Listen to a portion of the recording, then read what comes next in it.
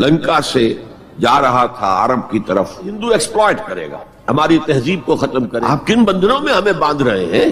تو اللہ ایک چانس دے کر دیکھ لینا چاہتا تھا کہ یہ کرتے کیا ہے. 57 سال ہو گئے ہمیں, جو ملک لیا تھا اسلام اسلام اسلام اسلام کی رٹ لگا کر, وہ کہاں اسلام لایا. کچھ لوگ ٹی وی کو بھی حرام کہتے ہیں, برائے مہربانی وضاحت کریں. میں سب سے پہلے عنوان میں 2 چیزوں کی اصلاح کرنا چاہتا ہوں. دیکھیے, بر صغیر کی اصطلاح غلط ہے. بر صغیر تو کسی چھوٹے سے جزیروں کو بھی کہہ دیں گے, چھوٹی خشکی.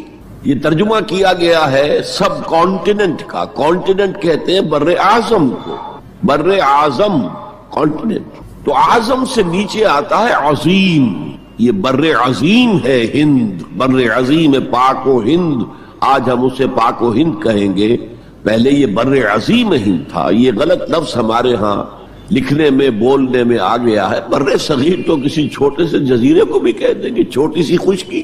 یہ بہت بڑی خشکی ہے. یہ بر اعظم ایشیا کا ایک بہت بڑا علاقہ ہے, اس لیے اعظم سے ایک سیڑھی نیچے اتریے تو عظیم ہوتا. یہ بر عظیم ہے, بر صغیر نہیں. اسی طرح مسلمان غیر اسلامی ریاست میں اس میں بھی ایک مغالطہ ہے, گویا کہ دنیا میں کوئی خالص اسلامی ریاست بھی ہے, جبکہ آج دنیا کی تمام مسلمان مملکتیں خالص غیر اسلامی ہیں. تو گویا کہ بنیادی طور پر کوئی فرق واقع نہیں ہوا. مسلم اکثریت کا ملک ہونا اور بات ہے, اور اسلامی ریاست ہونا اور بات ہے, زمین و آسمان کا فرق. بہرحال ان دونوں موضوعات پر میں کوشش کروں گا کہ اپنے خیالات آپ کے سامنے رکھوں, اور مجھے اندیشہ ہے کہ آپ میں بہت سے حضرات میری بعض آراء سے اتفاق نہیں کریں گے, لیکن میں خلوص و اخلاص کا تقاضا پورا نہیں کروں گا, نہ اپنی ذات سے نہ آپ سے. اگر وہی بات آپ سے نہ کہوں اور آپ کے سامنے نہ رکھوں کہ جو میری حقیقی رائے ہے, تو میں چند باتیں رکھوں گا, قبول کرنا نہ کرنا آپ کا کام ہے. دیکھیے, بر عظیم پاک و ہند کے ضمن میں سب سے پہلے تو 2 بدقسمتیوں کو نوٹ کر لی. پہلی بدقسمتی یہ کہ یہ بر عظیم دور نبوت کی سعادتوں سے محروم رہا. دور نبوت میں یہاں تک دعوت اسلام نہیں پہنچی. اکا دکا کوئی لوگ مسلمان ہوئے ہیں. مالابار کا کوئی راجہ تھا جس نے شق القمر کا معجزہ اپنی آنکھوں سے دیکھا تھا. اسے جب معلوم ہوا کہ یہ تو اصل میں ایک عرب میں پیدا ہونے والے رسول کی انگلی کے اشارے سے ہوا تھا, تو وہ ایمان لے آئے. لیکن یہ آئسولیٹڈ واقعات ہیں.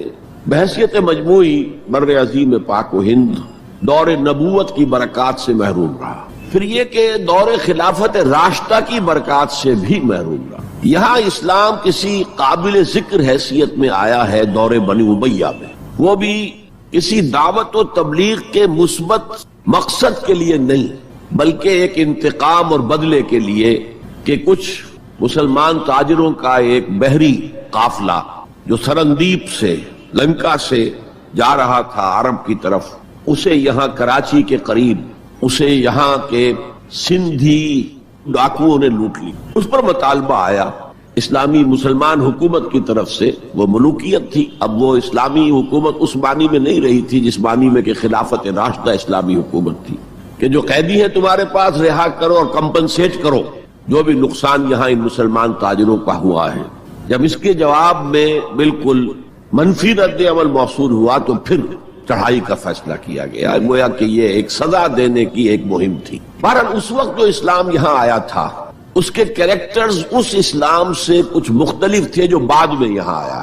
وہ اسلام جو محمد ابن قاسم کی سرکردگی میں سندھ میں آیا اور سندھ سے آگے بڑھ کر ملتان بلکہ موجودہ پاکستان کے تقریباً پورے نصف علاقے تک پہنچ گیا تھا, فٹ ہلز آف کشمیر تک. تو یہ اسلام خالص عربی اسلام تھا. ملوکیت تو آ گئی تھی لیکن بدویت اور عربیت جو ہے اس کی چھاپ اس پر ابھی گہری تھی. اور اس اسلام میں نہ ابھی فرقے تھے, نہ مسلک تھے, نہ حنفی, نہ مالکی, نہ شافعی, نہ حنبلی, نہ عقائد کے بارے میں بحثیں شروع ہوئی تھی, علم کلام کی بحثیں ہوئی تھی, نہ ابھی یونانی فلسفے اور منطق کا حملہ ہوا تھا, ابھی کچھ نہیں تھا. سادہ اسلام. اسلام اپنی اصل سادگی پر برقرار تھا, چنانچہ اس کی قوت تسخیر بڑی زبردست ثابت ہوئی. اور خاص طور پر محمد ابن قاسم جو نوجوان 17-18 برس کا نوجوان اور نہایت نیک اور پاک باز, سندھ کے ہندوؤں نے جو اپنی ایک روایت ہے کہ اس طرح کا آدمی تو کوئی اوتار ہی ہو سکتا ہے,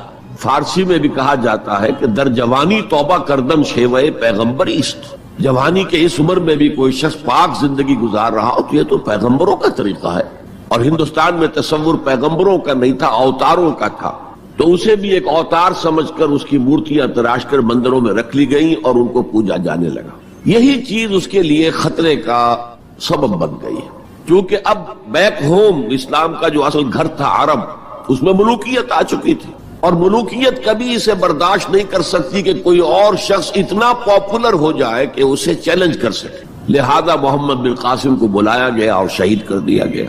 اب اس کے بعد ظاہر بات ہے کہ وہ اسلام ریسیڈ کرنا شروع ہوا، واپس آنا شروع ہوا، اس کے کچھ اثرات اس علاقے میں رہ گئے، لیکن اسلام کی واپسی ہو گئی۔ یہ اسلام کا پہلا ورود تھا بر عظیم کی سرزمین پر۔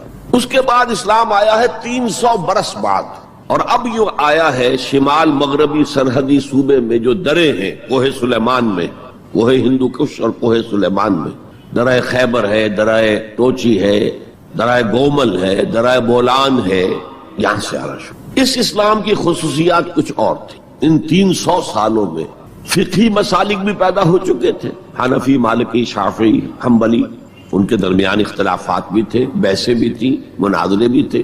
دوسرے ایک خاص جو ہے تصوف کا فن جو ہے وہ بہت ترقی کر چکا تھا، اور اس میں اکثر و بیشتر وحدت الوجود کا تصور اس کی بنیاد میں موجود تھا۔ تیسری بات یہ نوٹ کیجئے کہ یہاں جو لوگ آئے وہ سب حنفی تھے، اور یہ ترک قبائل ہی تھے در حقیقت، اور ترکوں میں سے بھی غلام لوگ تھے، اسی لیے پہلا خاندان مسلمانوں کا یہاں خاندان غلاماں کہلاتا ہے۔ ترک غلام تھے یہ، جو اپنی ذاتی صلاحیت اور اپنی استعداد کی بنا پر ترقی کرتے کرتے بادشاہت کے مقام تک پہنچے۔ عالم اسلام میں اس وقت 2 عظیم جگہوں پر غلاموں کی حکومت تھی، اور اس سے اندازہ ہو سکتا ہے کہ اسلام میں غلاموں کا فیوچر کتنا روشن ہے۔ ممالک، مملوک، یہ مصر میں حکمران تھے، وہ بھی غلام تھے۔ خاندان غلامہ، قطب الدین ایبک، شمس الدین التتمش، یہ سب کون تھے؟ غلام تھے۔ بہرحال اب جو اسلام آیا اس میں قیادت کی ایک تسلیس پیدا ہو چکی تھی، توحیدی شان نہیں رہی تھی۔ خلافت راشدہ میں قیادت توحیدی تھی، خلیفہ وقت ہی حاکم بھی تھے، خلیفہ وقت ہی مجتہد بھی تھے، عالم بھی تھے، اور وہی سب سے بڑے اللہ والے بھی تھے۔ لیکن اس کے بعد جو اسلام میں قیادت جو ہے مسلمانوں کی 3 شاخوں میں بٹ گئی۔ سیاسی قیادت وہ تو قبائلی عصبیت کی بنیاد پر قائم ہو رہی ہے، تو سیاست تو ہو گئی طاقت کے بل پر، جس کی لاٹھی اس کی بھینس۔ اس کے بعد جو اس دینی قیادت تھی وہ 2 حصوں میں منقسم ہو گئی، علمی قیادت، علماء، مفسرین، فقہاء، محدثین، اور ایک ہو گئی صوفیاء کی قیادت۔ تو یہ تھی کیفیت جس میں کہ بر عظیم پاک و ہند میں اسلام وارد ہوا ہے پہلے ورود کے 300 برس بعد۔ اب اس کے 500 برس کے بعد یہاں ایک اور ایلیمنٹ آیا، اور وہ تھا شیعیت کا۔ آپ کو معلوم ہے کہ سن 1000 عیسوی میں پاکستان کا جو علاقہ اس وقت کا ہے یہ عالم اسلام میں داخل ہو چکا تھا۔ شہاب الدین غوری وغیرہ کی حکومت وہاں تک تو تھی، البتہ دہلی پر 1206 میں تخت دہلی جو ہے مسلمانوں کا 1206 میں شروع ہوا۔ بہرحال اس کے بعد ہم کہہ سکتے ہیں کہ 300 برس بعد یہاں پر یہ شیعیت آئی ہے، داخل ہوئی ہے، ورنہ اس سے پہلے خالص سنی اسلام تھا اور خالص حنفی۔ شیعیت کی وجہ سے جو کچھ بھی بعد میں اسلام کو یہاں پر اس تقسیم کی وجہ سے، شیعہ سنی اختلافات کی وجہ سے جو بہت بڑے بڑے نقصانات اٹھانے پڑے، ان میں سے مثلاً 2 کا میں تذکرہ کرنا چاہتا ہوں۔ ڈاکٹر امبیڈکر، انہوں نے فیصلہ کیا تھا میں مسلمان ہو جاؤں، گویا کہ یہاں کے اچھوتوں کا مسئلہ وہ اس طور سے حل کرنا چاہتے تھے کہ ہم ان بلاک مسلمان ہیں، لیکن جب ان کے بارے میں معلوم ہوا تو پھر وہاں پہنچ گئے کچھ لوگ کہ آپ اس مسلک کو اختیار کریں یا اس کو کریں۔ وہ اسی حیث بحث میں پھر انہوں نے فیصلہ کیا کہ میں کوئی بھی نہیں اختیار کرتا، اگر کوئی ایک اسلام ہے ہی نہیں، اب میں ایک کو اختیار کرتا ہوں تو دوسرے سے میری مخاصمت ہو جائے گی، دوسرے کو اختیار کرتا ہوں تو پہلے سے ہو جائے گی۔ اب اگلا دور آیا، ہندوستان میں انگریز آ گئے۔ یہاں موجود بہت سے غیر مسلموں کو شاید میری باتیں اب کچھ ناگوار گزریں، لیکن کچھ حقائق ہیں جو تلخ ہیں لیکن حقائق ہیں، انہیں سمجھنا چاہیے۔ انگریزوں نے یہاں آ کر حکومت چھینی سی مسلمانوں سے بیشتر، ویسے تو یہ کہ ہندو راجے مہاراجا بھی تھے، لیکن بیشتر علاقوں میں تو مسلمان حاکم تھے۔ لہذا انہوں نے مسلمانوں کو دبانا بہت ضروری سمجھا، اس لیے کہ جو سابق حاکم ہو ان میں ایسپیریشنز پیدا ہوتی رہتی ہیں کہ ہم تھے یہاں کے حاکم، کیوں نہ واپس حاصل کریں۔ بغاوت کے ان کے اندر جراثیم مسلسل پروان چڑھتے ہیں۔ مسلمانوں کو دبایا اور ہندوؤں کو اٹھایا۔ کیوں کہ ہندوؤں کے لیے معاملہ صرف چینج آف ماسٹرز کا تھا، کوئی بڑا حادثہ تو نہیں تھا۔ پہلے مسلمانوں کے غلام تھے، اب انگریزوں کے غلام ہو گئے، اور اس اعتبار سے انگریز نے بھی انہیں قریب کیا اور ہندوؤں نے بھی مغربی علوم اور مغربی سائنسز کو پڑھنے میں بڑی سبقت کی۔ بنگال میں انگریز آیا، اور بنگال میں آپ کو معلوم ہے اکثر و بیشتر جو سائنسدان پیدا ہوئے جن کی کہ لکھی ہوئی ٹیکسٹ بکس جو ہے بہت عرصے تک استعمال ہوتی رہی ہندوستان میں، یہ کون تھے؟ چیٹرجی، بینرجی، سب کے سب بنگالی تھے۔ ایک اور بات یہ ہے کہ ہندو اپنے ماضی سے بہت دور آ چکے تھے، ان کا ماضی عظمت والا، آخر اشوک کا دور بہت عظمت کا، چندر گپت موریہ کا دور بہت عظمت کا، وکرماجیت کا دور بہت عظمت کا تھا، لیکن وہ اب بہت پیچھے جا چکے تھے۔ تقریباً مسلمانوں کی آمد کی وجہ سے 1000 سال کا فصل واقع ہو چکا۔ لہذا تہذیب و تمدن کے لیے بھی، جیسے کہ انہوں نے مسلمانوں کے زمانے میں فارسی پڑھی، فارسی پڑھتے تھے، کوڈ لینگویج فارسی ہے، جیسے کہ پھر بعد میں مسلمان اور ہندو اور سب نے انگریزی پڑھی۔ ملازمتیں ملیں گے تو انگریزی پڑھنے والوں کو ملیں گی، راستہ کیریئرز کا کھلے گا تو انگریزی پڑھنے والوں کا کھلے گا۔ اسی لیے کہاوت تھی ہندوستان میں، پڑھے فارسی اور بیچے تیل، دیکھو رے قسمت کے کھیل۔ اب فارسی پڑھ کے تو اسے کہیں حکومت کے اندر اہلکار ہونا چاہیے، اس کی حیثیت کچھ اور ہونا چاہیے، فارسی پڑھ کے اور تیل بیچنا۔ جبکہ مسلمانوں کا معاملہ یہ تھا کہ ان کی تو ابھی تہذیب اور تمدن، ان کی روایات ابھی تازہ تھی، لہذا جو غیر مسلم تھے یہاں کے، انہوں نے انگریزی علوم، انگریزی سائنس، انگریزی تہذیب، اس کو کھلے دل کے ساتھ خوش آمدید کہا، اور مسلمانوں میں ایک زبردست ڈویژن ہو گیا۔ بلکہ ابتدائی ری ایکشن تو بہت سخت تھا، یک طرفہ تھا۔ ہم نہ انگریزی پڑھیں گے، ہم نہ انگریزی علوم سیکھیں گے، نہ سائنس پڑھیں گے، ہم تو اپنے کونوں کھدروں میں، اگرچہ جو سیلاب آ گیا ہے اس کو روکنے کی طاقت تو ہم میں نہیں ہے، لیکن ہم کونوں میں جا کر بیٹھ جائیں گے، قال اللہ و قال الرسول۔ اور انگریزی تہذیب سے اس قدر دوری کہ اگر کوئی میز کرسی پر بیٹھ کر کھانا کھا لے تو کرسٹان ہو گیا۔ یہ تو کسی نے چمچہ استعمال کر لیا کھانے میں، کانٹا تو بہت دور کی بات ہے، چمچہ بھی استعمال کر لیا تو کرسٹان ہو گیا۔ تو اس درجے ری ایکشن تھا علماء کے زیر اثر حلقوں میں، گویا کہ وہ جو گاندھی جی کا فلسفہ تھا نان کوآپریشن، تو مسلمانوں نے انگریزوں کے ساتھ شدید قسم کا naan cooperation from the very beginning شروع کی۔ اس پر سر سید احمد خان نے ان دونوں چیزوں کی مخالفت کی۔ ایک تو انہوں نے انگریزوں کو بتایا کہ دیکھو یہ جو آزادی کی جنگ تھی یہ صرف مسلمانوں کی نہیں تھی، 1857 کی، یہ تو مشترک تھی، تو اس کے اندر کیا سبب ہوا ہے، اس کی وجہ سے آپ مسلمانوں سے بودھ محسوس نہ کریں۔ اور مسلمانوں سے بھی کہا بھائی انگریزی پڑھو، انگریزی علوم حاصل کرو، سائنس پڑھو، سائنٹیفک نالج حاصل کرو، ورنہ تمہاری حیثیت ہندوستان میں کیا رہ جائے گی؟ پلے دار رہ جاؤ گے یا گوشت فروش رہ جاؤ گے، اللہ اللہ خیر صلی اللہ، اور تمہاری کوئی حیثیت نہیں رہے گی۔ تو اس اعتبار سے سر سید احمد خان ایک اہم لینڈ مارک۔ اس کے علاوہ انگریزی دور کا ایک اور جو پہلو بہت اہم ہے، انگریزوں نے ڈیوائڈ اینڈ رول پالیسی کے تحت مسلمانوں اور ہندوؤں کے درمیان مرافرت کو ہوا دی۔ یہ ان کی پالیسی رہی مستقل، یہ ایک قوم کی حیثیت سے سامنے نہ آ جائیں، پھر ظاہر بات ہے کہ ہمارے پاؤں تو اکھڑ جائیں گے یہاں سے۔ تو یہ جو ہمارے ہاں شروع ہوا، کچھ اور فیکٹر بھی تھے۔ ہندوؤں میں ایک انتقامی جذبہ بھی تھا کہ مسلمانوں نے ہم پر حکومت کی ہے 800 برس، 1000 برس، اور ظاہر بات ہے سارے حاکم اچھے تو نہیں تھے، کوئی اچھا بھی تھا، تو اکثر و بیشتر تو عیاش قسم کے لوگ تھے۔ ہم نے محل بنائے، تاج محل بنائے، ہم نے کوئی کام اور تو کیا نہیں۔ دین کی تبلیغ تو اولیاء اللہ نے کیا، صوفیاء نے کی، کبھی بھی سرکاری سطح پر، حکومت کی سطح پر یہاں تبلیغ اسلام کا اہتمام نہیں ہوا۔ ایک دو ایکسیپشنز ہیں، ایک راجہ گجرات کاٹھیا واڑ کے علاقے کا جس نے کہ تبلیغ کا اہتمام کیا، ایک راجہ کشمیر کا تھا جس نے تبلیغ کا اہتمام کیا، باقی حکمرانوں نے کوئی کوشش۔ آزادی سے قبل متصلاً جو کیفیت پیدا ہو گئی تھی، اس کا ایک اہم فیکٹر یہ تھا کہ مسلمانوں میں ہندوؤں کا ایک خوف پیدا ہو گیا، کیونکہ جو نظام اب بن چکا تھا وہ تو یہ تھا کہ ووٹ کی بنیاد پر فیصلے ہوں گے، ون مین ون ووٹ۔ اس کے اعتبار سے مسلمان اقلیت میں اور غیر مسلم ہندو یہاں اکثریت میں۔ تو گویا کہ ہمیشہ کے لیے اگر ایک ملک کی حیثیت سے یہ ملک جو ہے تقسیم آزادی حاصل کرتا ہے تو مسلمان غلام ہو جائیں گے، ان کی تہذیب بھی ختم کر دی جائے گی، شدھی کی تحریک شروع ہو چکی تھی، ان کا مذہب بھی تبدیل کرنے کی کوشش کی جائے گی۔ میوات کے علاقے میں بڑی زبردست تحریک اٹھائی گئی تھی شدھی کی، جس کا توڑ کرنے کے لیے مولانا محمد الیاس رحمۃ اللہ علیہ سامنے آئے اور تبلیغی جماعت کا انہوں نے سلسلہ شروع کیا۔ یہ اصل میں میوات کے اندر جو شدھی کی تحریک تھی اس کا جواب تھا، اس سے حفاظت مسلمانوں کی۔ تو اندیشہ یہ تھا کہ ہندو ایکسپلائٹ کرے گا، ہماری تہذیب کو ختم کرے گا، ہماری زبان کو ختم کرے گا، معاشی طور پر ہمیں ایکسپلائٹ کرے گا، مفلوج کرے گا، اور اپنی سی کوشش کرے گا کہ ہمارا مذہب بھی تبدیل کرا دے۔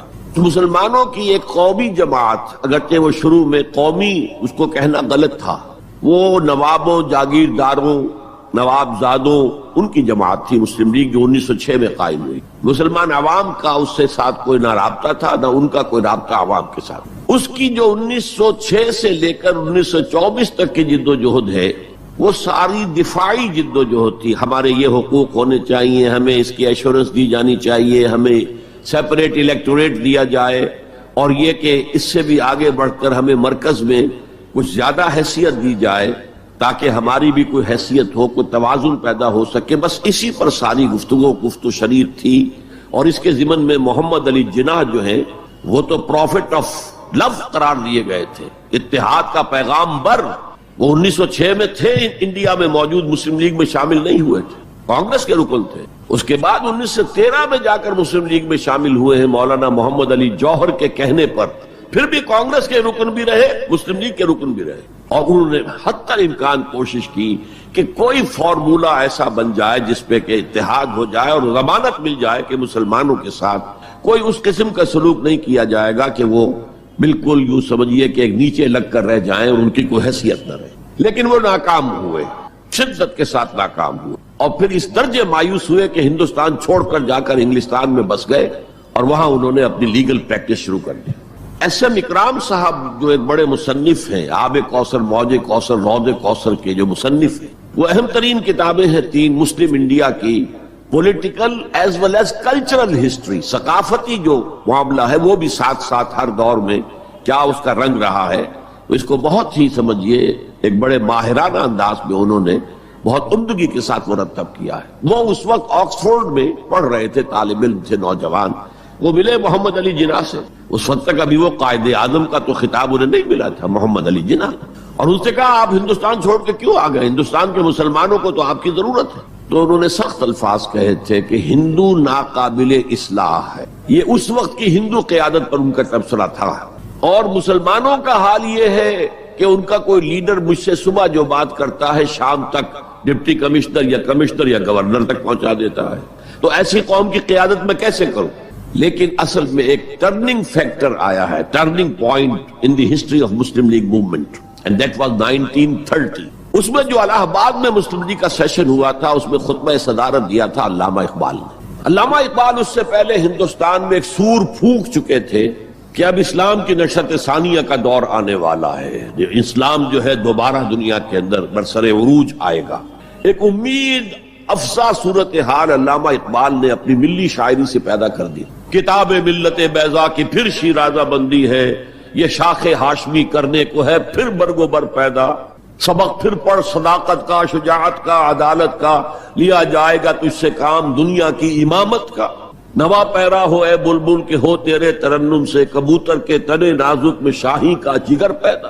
اور ویسٹرن سویلائزیشن کو انہوں نے چیلنج کیا تھا، دیار مغرب کے رہنے والوں خدا کی بستی دکان نہیں ہے، کھرا جسے تم سمجھ رہے ہو وہ اب ذرے کم عیار ہوگا، تمہاری تہذیب اپنے خنجر سے آپ ہی خودکشی کرے گی، جو شاخ نازک پہ آشیانہ بنے گا ناپائیدار ہو۔ کہ یہاں فرسٹ ورلڈ وار کے بعد جو عالم اسلام کی کیفیت ہوئی تھی، اس پر کس قدر یاس انگیز، نا امیدی سے بھرا ہوا مرثیہ مولانا حالی نے لکھا تھا۔ قوم کی زبان اس وقت وہ تھی، قومی شاعر جو ہے قوم کی زبان ہوتا ہے۔ پستی کا کوئی حد سے گزر نہ دیکھے، اسلام کا گر کر نہ ابھر نہ دیکھے، مانے نہ کبھی مد ہے ہر جزر کے بعد دریا کا ہمارے جو اتر نہ دیکھے۔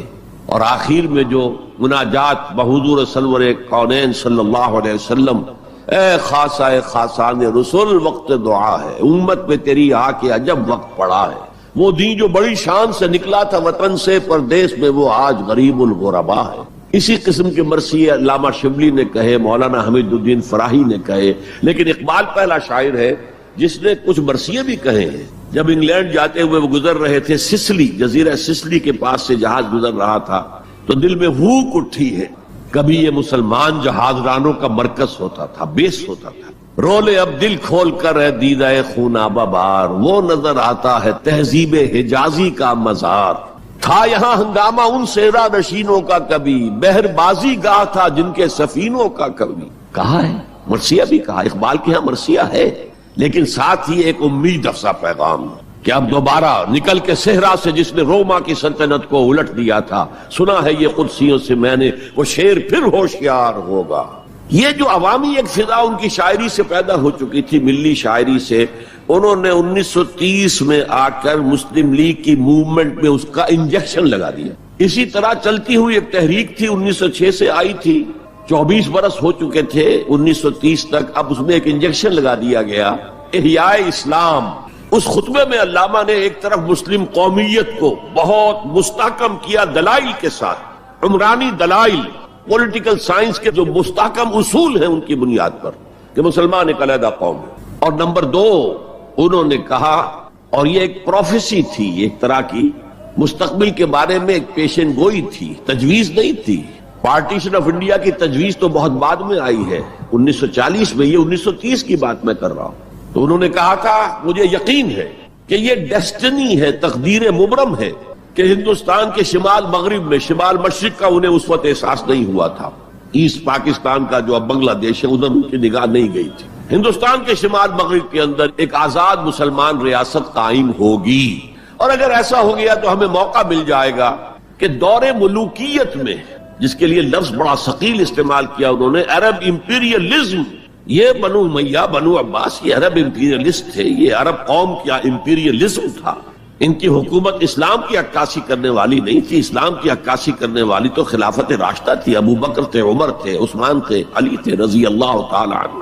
تو دور ملوکیت میں یا دور عرب امپیریلزم میں جو داغ دھبے آ گئے ہیں اسلام کے چہرے پر، انہیں صاف کر کے اور صحیح اسلام کی ایک شکل دنیا کو دکھائیں، یہ انجیکشن ہے پازیٹیو مقصد کا۔ اس وقت تک، اس سے پہلے تک تحریک صرف ایک منفی جذبے پر چل رہی تھی، ہندو کا خوف، ہندو اکثریت کا خوف، ایکسپلائٹیشن کا اندیشہ، لیکن اب اسے ایک مثبت بنیاد مل گئی۔ 1932 میں قائد اعظم گئے انگلستان، لندن، گول میز کانفرنس میں، جناح صاحب اس میں شریک نہیں تھے، اس لیے کہ وہ تو ویسے سیاست کا میدان چھوڑ چکے تھے۔ اس موقع پر پھر علامہ اقبال نے ملاقاتیں کی ہیں جناح صاحب سے، اور وہی انجیکشن ان کو بھی لگا، اور انہیں پھر آمادہ کیا کہ آئیں واپس ہندوستان، اور اس انجیکشن کے حوالے سے مسلمانوں نے ہند کو منظم کرے اور جمع کرے۔ تو یہ پھر تحریک پاکستان جو ہے، چونکہ مسلمانوں کے جذبات کے ساتھ اس کی ہم آہنگی، معجزہ ہو گیا کہ مسلم مائنورٹی کے پروونسز نے کس طریقے سے یکجا اور یکسو ہو کر اس موومنٹ کو سپورٹ کیا، حالانکہ انہیں معلوم ہے کہ کسی بھی حساب سے ان کے تو پاکستان میں شامل ہونے کا کوئی امکان تھا ہی نہیں، بلکہ تحریک مسلم لیگ اصل میں مائنورٹی پروونسز کی تحریک تھی۔ جو صوبے بعد میں پاکستان میں شامل ہوئے ہیں ان میں سرحد میں تو کانگریس کی حکومت تھی ٹل دی لاسٹ ڈیٹ، پنجاب میں یونینسٹ حکومت تھی ٹل دی لاسٹ ڈیٹ، صرف ایک سندھ تھا مغربی پاکستان میں کہ جو وہاں مسلم لیگ کی حکومت تھی۔ ہاں، بنگال میں مسلم لیگ کی حکومت تھی، اور بنگال ہی مولد ہے جہاں ولادت ہوئی ہے 1906 میں مسلم لیگ کی، اور طویل ترین عرصے تک مسلم لیگ کی حکومت وہاں رہی۔ اب بھی وہاں پر تحریکیں چلتی رہتی ہیں اینٹی پاکستان، 2 مرتبہ پاکستان نے ایئر فورس بھی استعمال کی ہے وہاں پر، یہ سب کچھ آپ کو معلوم ہے۔ بہرحال اس کے نتیجے میں ملک تقسیم ہو گیا، اور 2 قوموں کے درمیان جو نفرت اس دوران میں پیدا ہو گئی تھی وہ ایک آتش فشاں کی طرح پھٹ پڑی۔ جو کچھ ہوا ہے پارٹیشن کے وقت، میں نے آپ کو بتایا تھا انگریزوں سے آزادی ہم نے حاصل کی، لیکن ہم نے نہ ایک انگریز کو مارا نہ کسی انگریز نے ہم میں سے کسی کو مارا، لیکن جو آپس کی خوریزی ہوئی ہے، تاریخ انسانی کی عظیم ترین ٹرانسفر آف پاپولیشن، کروڑوں انسان ادھر سے ادھر، ادھر سے ادھر ہوئے، اور پھر عظیم خوریزی، بربریت، وحشت، معلوم ہوتا کہ نفرت کی کوئی آگ اندر جل رہی تھی، بس اسے موقع چاہیے تھا کہ وہ ابھر آئے۔ وہ میں کچھ نہ کچھ تجزیہ کر چکا ہوں کہ یہ نفرت جو ہے کچھ انڈیجینس بھی تھی، کچھ تھی، ان کے اندر ایک جذبہ انتقام تھا کہ ان مسلموں نے ہم پر حکومت کی اتنے عرصے، لیکن اس میں بڑا حصہ جو ہے وہ انگریز کی ڈیوائڈ اینڈ رول پالیسی کا تھا، اور وہ جاتے جاتے ایک بون آف کنٹینشن بھی ڈال گیا کہ یہ دونوں اس پر لڑتے رہے تاکہ ہمارے خلاف کوئی جذبہ نفرت ان کے اندر نہ ابھرے۔ تو یہ انگریز کی پالیسی تو یقیناً بہت کامیاب تھی، لیکن وہ نفرت کا جو عالم اس وقت تھا اس کو آپ اس وقت امیجن نہیں کر سکتے۔ وہ نوجوان جو پیدا ہی ہوئے بعد میں پارٹیشن کے بھی 20 25 30 سال بعد پیدا ہوئے، انہیں کیا اندازہ ہو سکتا ہے؟ قطعاً اندازہ نہیں ہو سکتا۔ کبھی کبھی ربط ہو جاتا ہے معاملہ، جیسے کہ کبھی کسی جگہ ہو گیا، کبھی کسی جگہ ہو گیا، ابھی حال ہی میں جو کچھ گجرات میں ہو گیا تھا وہ ہو جاتا ہے، لیکن یہ کہ کوئی ہندو اور مسلمانوں کے درمیان وہ دشمنی اور وہ معاملہ اب نہیں ہے، بلکہ بہت سے لوگ اس کو امیجن ہی نہیں کر سکتے کہ معاملہ کس حد تک پہنچ گیا۔ اس کے بعد ایک خیال یہ تھا ہندوستان میں کہ پاکستان جلدی ختم ہو جائے گا، اور اس کی کوششیں بھی کی گئیں۔ پاکستان کے حصے کا روپیہ روک لیا گیا، پاکستان کے حصے کے ہتھیار روک لیے گئے۔ پاکستان نے اس کو محسوس کیا کہ it's a threat to its existence, جس کے نتیجے میں، جس کے رد عمل میں وہ امریکہ کی جھولی میں جا گرا۔ It was a re action.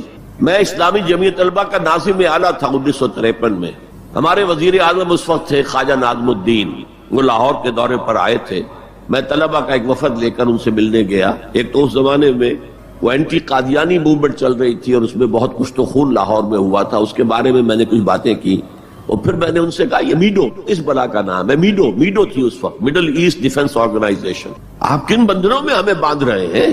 بہت ہی بھلے آدمی تھے۔ مجھے واقعہ یہ ہے کہ ایک ہی میری تو ملاقات ہے، لیکن اس شخص کی شرافت کا اور سادگی کا جو نقش قائم ہوا میرے دل پر وہ آج تک موجود۔ دیکھیے یہ معاملہ جو ہے یہ حکومت کا ہے، یا آپ نوجوان ہیں، طالب علم ہے، آپ کا اس سے کوئی سروکار نہیں۔ میں ذرا نٹ کھٹ قسم کا تھا اس وقت بھی نوجوان، میں نے کہا جناب آپ ہمیں ان بندروں میں باندھ کر آپ چلتے بنیں گے، ملک تو ہم نے سنبھالنا ہے بعد میں، we must know what you are doing. بس یہ کہنے پر اچھا آگے کوئی جواب نہیں۔ دیکھیں الفاظ 3 جملے ان کے سنا رہا ہوں، یہ پوری ہماری تاریخ کا لب لباب بنتا ہے۔ دیکھیے پنڈت جی تو نہیں چاہتے نا کہ پاکستان قائم رہے، پنڈت نہرو، اور ہم اکیلے تو ہندوستان کا مقابلہ نہیں کر سکتے نا، تو ہمیں تو کوئی سہارا چاہیے نا۔ 3 جملے، یہ پاکستان کی فورن پالیسی کا اول روز سے کارنر سٹون ہے۔ بلکہ یہاں میں ذرا ضمنی طور پر بتا دوں کہ پاکستان کے قائم ہونے اور قائم رہنے میں کتنا بڑا ہاتھ اور کتنا بڑا دخل پنڈت نہرو کا ہے۔ دیکھیے ایک جینیس شخص تھا ابوالکلام آزاد، جینیس، اس میں کوئی شک نہیں، اور کیبنٹ مشن پلان کا مرتب کرنے والا وہی تھا۔ کیبنٹ مشن پلان کو مسلم لیگ نے بھی تسلیم کر لیا کہ ہندوستان 3 زونز کے مشتمل ہوگا، آزاد ہوگا، مرکزی حکومت ایک ہوگی، ایک ویسٹرن زون، ایک ایسٹرن زون، ایک سینٹرل زون، یعنی تقریباً وہی جو پاکستان کا نقشہ تھا کہ ایک مغربی پاکستان، ایک مشرقی پاکستان، ایک نیچے بھارت۔ سینٹرل گورنمنٹ کے پاس فلاں جو ہے یہ اہم ترین چیزیں تو سینٹرل گورنمنٹ کے پاس ہوگی، فورن پالیسی ہوگی، بجٹ ہوگا، مالیات کا معاملہ ہوگا، ڈیفنس ہوگا، یہ ان کے پاس ہوگا، کمیونیکیشنز ہوگی۔ باقی یہ ریجنز جو ہیں ان کو حق ہوگا وہ اپنے اپنے فیصلے کریں، اپنے معاملات چلائیں، اپنے قوانین بنائیں۔ ایک شق اس میں ایسی تھی کہ 10 سال کے بعد کسی بھی حصے کو، کسی زون کو سیسیڈ کرنے کا، علیحدہ ہونے کا حق حاصل ہوگا۔ گویا کہ کم سے کم 10 سال کے لیے آزاد پاکستان کا مطالبہ ختم، قائد اعظم نے مان لیا۔ تو اب اگر کوئی امکان تھا تو وہ 10 سال کے بعد تھا نا۔ اب کس نے بنوایا پاکستان؟ وہ تو چونکہ مولانا آزاد اس درج بددل ہو چکے تھے، قائد اعظم نے انہیں شو بوائے کہہ کے اتنا جو ہے بددل کر دیا تھا کہ انہوں نے کانگریس کی صدارت چھوڑ دی۔ تو کہا گیا ان سے آپ صدارت قبول کریں، نہیں، پنڈت جی ہو گئے صدر۔ اور پنڈت جی سے جب پوچھا گیا کیبنٹ مشن پلان کے بارے میں تو انہوں نے کہہ دیا ایک دفعہ ہندوستان آزاد ہو جائے پھر کون کسی کو علیحدہ ہونے دیتا ہے۔ بات تو سچی تھی، نکل جاتی ہے جس کے منہ سے سچی بات مستی میں، فقیہ مسئلہ بھی سے وہ رندے بادہ خار۔ اچھا بات تو سچی تھی لیکن کہنے کی نہیں تھی اس وقت۔ اس پر فوراً قائد اعظم نے ریورس گیئر لگایا کہ اگر نیتیں یہ تو پھر ہم نہیں مانتے، وی آر گوئنگ بیک۔ تو عالم واقعہ میں پاکستان کس نے بنوایا 1947 میں؟ ہسٹری کا تجزیہ کیجئے، سمجھئے یہ کچھ اللہ تعالیٰ کی مشیت تھی۔ تمام انسانوں کے دل حضور کی ایک حدیث کے مطابق اللہ کی 2 انگلیوں کے مابین ہوتے ہیں، وہ جدھر چاہتا پھیر دیتا۔ یہ اللہ کی حکمت تھی۔ اللہ چاہتا تھا کہ یہ مسلمانان ہند جو کہہ رہے ہیں اللہ ہمیں آزادی دے، انگریز سے بھی دے، ہندو سے بھی دے، تیرے دین کا بول بالا کریں گے ہم، تیرے نبی کا دین قائم کریں گے. تو اللہ ایک چانس دے کر دیکھ لینا چاہتا تھا کہ یہ کرتے کیا ہے. حالانکہ لارڈ ماؤنٹ بیٹن کی تجویز تھی کہ 14 اگست کو انڈیا پہلے اس کی فریڈم ڈکلیئر ہو اور 15 کو پاکستان کی ہو. تاریخ بدل جاتی. یہاں کے پنڈتوں نے کہا کہ 14 جو ہے وہ منحوس دن ہے، لہذا انہوں نے کہا 15 تو 14 کو پاکستان اور وہ 27ویں شب تھی رمضان مبارک کی. یہ اصل میں ایسا ہی معاملہ ہے جیسے کہ مصر میں بنی اسرائیل نے حضرت موسیٰ سے کہا تھا کہ اے موسیٰ، تمہارے آنے سے پہلے بھی ہم پر تشدد ہوتا تھا اور ہمیں ہر طرح ستایا جاتا تھا، تمہارے آنے کے بعد بھی حال ہمارا تو وہی ہے، ہماری تو کوئی بھلائی نہیں ہو سکی. تو حضرت موسیٰ کا ایک جواب جو ہے وہ وہاں پر منقول ہے، عَصَىٰ رَبُّكُمْ أَن يُهْلِكَ عَدُوَّكُمْ، قریب ہے کہ تمہارا رب تمہارے دشمن کو ہلاک کر دے، وَيَسْتَخْلِفَكُمْ فِي الْأَرْضِ، اور تمہیں زمین میں طاقت دے، فَيَنْظُرَ كَيْفَ تَعْمَلُونَ، پھر وہ دیکھے گا تم کیا کرتے. وہ انہوں نے جو کچھ کیا تھا وہ اس کی تاریخ میں آپ کے سامنے بیان کر چکا ہوں. اب صورتحال تبدیل ہو رہی ہے. اب تعلقات کے بحال ہونے کا معاملہ تیزی کے ساتھ جاری ہے، دوستی کی طرف قدم بڑھ رہے ہیں. بالکل وہ بات جو علامہ اقبال نے اپنے اسی خطبے میں کہی تھی کہ ویسٹ پاکستان وہ جو بھی ہوگا، اس وقت پاکستان لفظ استعمال نہیں کیا تھا، وہ ہندوستان کی حفاظت کا ذریعہ بنے گا. ہندوستان پر ہمیشہ حملہ آور ہوا نارتھ ویسٹ سے، ہمالیہ کراس کر کے تو کوئی آ نہیں سکتا. اور تاریخ میں پہلی مرتبہ انگریز آئے تھے سمندر کے راستے سے، باقی تو جو آیا وہ کوئی ہن آئے، منگولز آئے، پٹھان آئے، جو بھی آیا ادھر ہی سے آیا ہے. تو یہ جو ہے ہندوستان کی پروٹیکشن کا ذریعہ بن جائے گا. اور واقعہ یہ کہ بن گیا، ورنہ یہ کہ کمیونزم سویپ کر کے پورے انڈیا کو لے جاتا. یہ پاکستان کے اندر وہ جو بھی مذہبی جذبہ ہے، چاہے وہ مثبت طور پر بروئے کار نہیں آ سکا، لیکن بے خدا کمیونزم کے خلاف جو مسلمانوں میں جذبات تھے، تو اس رو کو، اس سیلاب کو روکا ہے پاکستان. بہرحال اب صورتحال جیسا کہ میں نے کہا ہے کہ عام طور پر بھی اب آمد و رفت کی سہولتیں کی جا رہی ہیں، اور میں سمجھتا ہوں کہ وہ نسل بھی اب بیت چکی ہے جس کے دل میں وہ انتقامی جذبات تھے. کوئی رہ گئے ہیں ریمننٹس کچھ تھوڑے بہت کچھ لوگوں کے اندر، ورنہ بائی اینڈ لارج بحیثیت مجموعی وہ کیفیت اب باقی نہیں. امید یہ بھی ہو رہی ہے کہ کشمیر کا مسئلہ بھی حل ہو جائے یا ختم ہو جائے، ایز اے ڈسپیوٹ ختم ہو جائے. اللہ کرے کہ ایسا ہو جائے، اللہ کرے کہ ایسا ہو جائے. اور پھر بات وہ ہو جائے جو قائد اعظم نے کہی تھی جب ان سے پوچھا گیا تھا کہ ہندوستان اور پاکستان کے تعلقات کیسے ہوں گے. انہوں نے کہا جیسے کینیڈا اور یو ایس اے کے ہیں. اب آپ کو معلوم ہے کینیڈا اور یو ایس اے کے درمیان کتنے قریبی تعلقات. تو ان کا ویژن تو کچھ اور تھا، جو ہوا ہے وہ تو در حقیقت یو میں کال اٹ کہ یہ تو در حقیقت ستم ظریفی ہے. جو بھی تاریخ کی ستم ظریفی ہے، جو ہوا ہے کیا ہوا. nobody could imagine. نہ کانگریس کے لیڈرز اور نیتا اس کا امیجن کر سکتے تھے، نہ مسلم لیگ کے لیڈرز جو ہیں وہ اس کو امیجن کر سکتے تھے جو کچھ ہوا ہے. میں نے یہ ساری بحث اس لیے کہی ہے کہ میرے نزدیک اب بر عظیم ہند کے اندر اسلام کی دعوت کے بہترین مواقع موجود. صورتحال تبدیل ہو رہی ہے اور تیزی سے مزید ہوگی. یہ حالات کا تقاضا ہے. It's a march of history جسے کوئی روک نہیں سکتا. لہذا یہاں پر اب مواقع ہیں اور بہت عظیم مواقع. اب اس میں میں چند پوائنٹ آپ کے سامنے رکھنا چاہتا ہوں. نمبر 1، روح کا تصور اور روحانیت کا تصور مشترک ہے ہندو مت میں اور اسلام میں. آتما اور پرماتما کا تعلق، ہمارے ہاں روح کا اور اللہ کی ذات کا تعلق. یسألونک عن الروح قل الروح من امر ربی. اور میں بتا چکا ہوں آپ کو، علامہ اقبال کا فلسفہ خودی انہوں نے خود کہا، سورہ حشر کی اس آیت سے ماخوذ ہے. یہ واقعہ بہت اہم ہے علامہ اقبال کی زندگی کا. سید نذیر نیازی جو ان کے قریب بیٹھنے والے ہم نشین لوگ تھے، انہوں نے خود کوٹ کیا ہے ہماری ایک قرآن کانفرنس میں لاہور میں، کہ ایک دفعہ میں نے علامہ سے پوچھا کہ کوئی شخص کہہ دیتا ہے کہ آپ کا جو فلسفہ برگزاں سے ہے یا نیٹشے سے ہے، کوئی کسی اور کا جو ہے کوڑی لے کر آتا ہے، جو فلسفہ خودی آپ خود کیوں نہیں بتاتے؟ What is the source of the philosophy of self؟ فرمایا کہ اچھا کل فلاں وقت آ جانا، میں تمہیں ڈکٹیٹ کرا دوں گا. وہ کہتے ہیں میں خوشی سے پھولے نہیں سمایا کہ یہ میری قسمت ہے، شاعر مشرق حکیم الامت مجھے لکھوائیں گے کہ ان کے فلسفہ خودی کی سورس کیا ہے. وقت معین پر میں آ گیا کاپی پینسل تیار کر کے، اور مجھ سے کہا ذرا قرآن مجید نکال لینا شیلف میں سے. میرے ساری امیدوں پر اوس پڑ گئی کہ مجھے تو خیال تھا ہسٹری آف فلسفی کی کوئی کتاب نکلوائیں گے یا کسی اور فلسفر کی کوئی کتاب نکلوائیں گے. یہ قرآن نکلوایا. کھولو سورہ حشر، پڑھو اس کی آیت، وَلَا تَكُونُوا كَالَّذِينَ نَسُوا اللَّهَ فَأَنسَاهُمْ أَنفُسَهُمْ. ان لوگوں کے مانند نہ ہو جانا جنہوں نے اللہ کو بھلا دیا تو اللہ نے انہیں اپنے آپ سے غافل کر دیا. یہ کون سا اپنا آپ ہے جس سے انسان غافل ہوتا؟ کیا اپنے جسم کے تقاضوں سے غافل ہوتا؟ جسم کو تو بڑا دھو کے اچھے سے اچھے صابن سے دھوئے گا اور جو ہے صاف کرے گا اور اچھے سے اچھی چیزیں اس میں لگائے گا، تیل لگائے گا اعلیٰ اور سب کچھ کرے گا، ذرا سی تکلیف ہو جائے گی تو بھاگا جائے گا ڈاکٹر کے پاس۔ کس سے غافل ہے؟ اپنے حیوانی وجود سے غافل ہے کوئی؟ اس کے تقاضوں سے غافل ہے کوئی؟ یہ کوئی اور وجود ہے انسان کا جس سے وہ غافل ہو، وہ اس کا روحانی وجود۔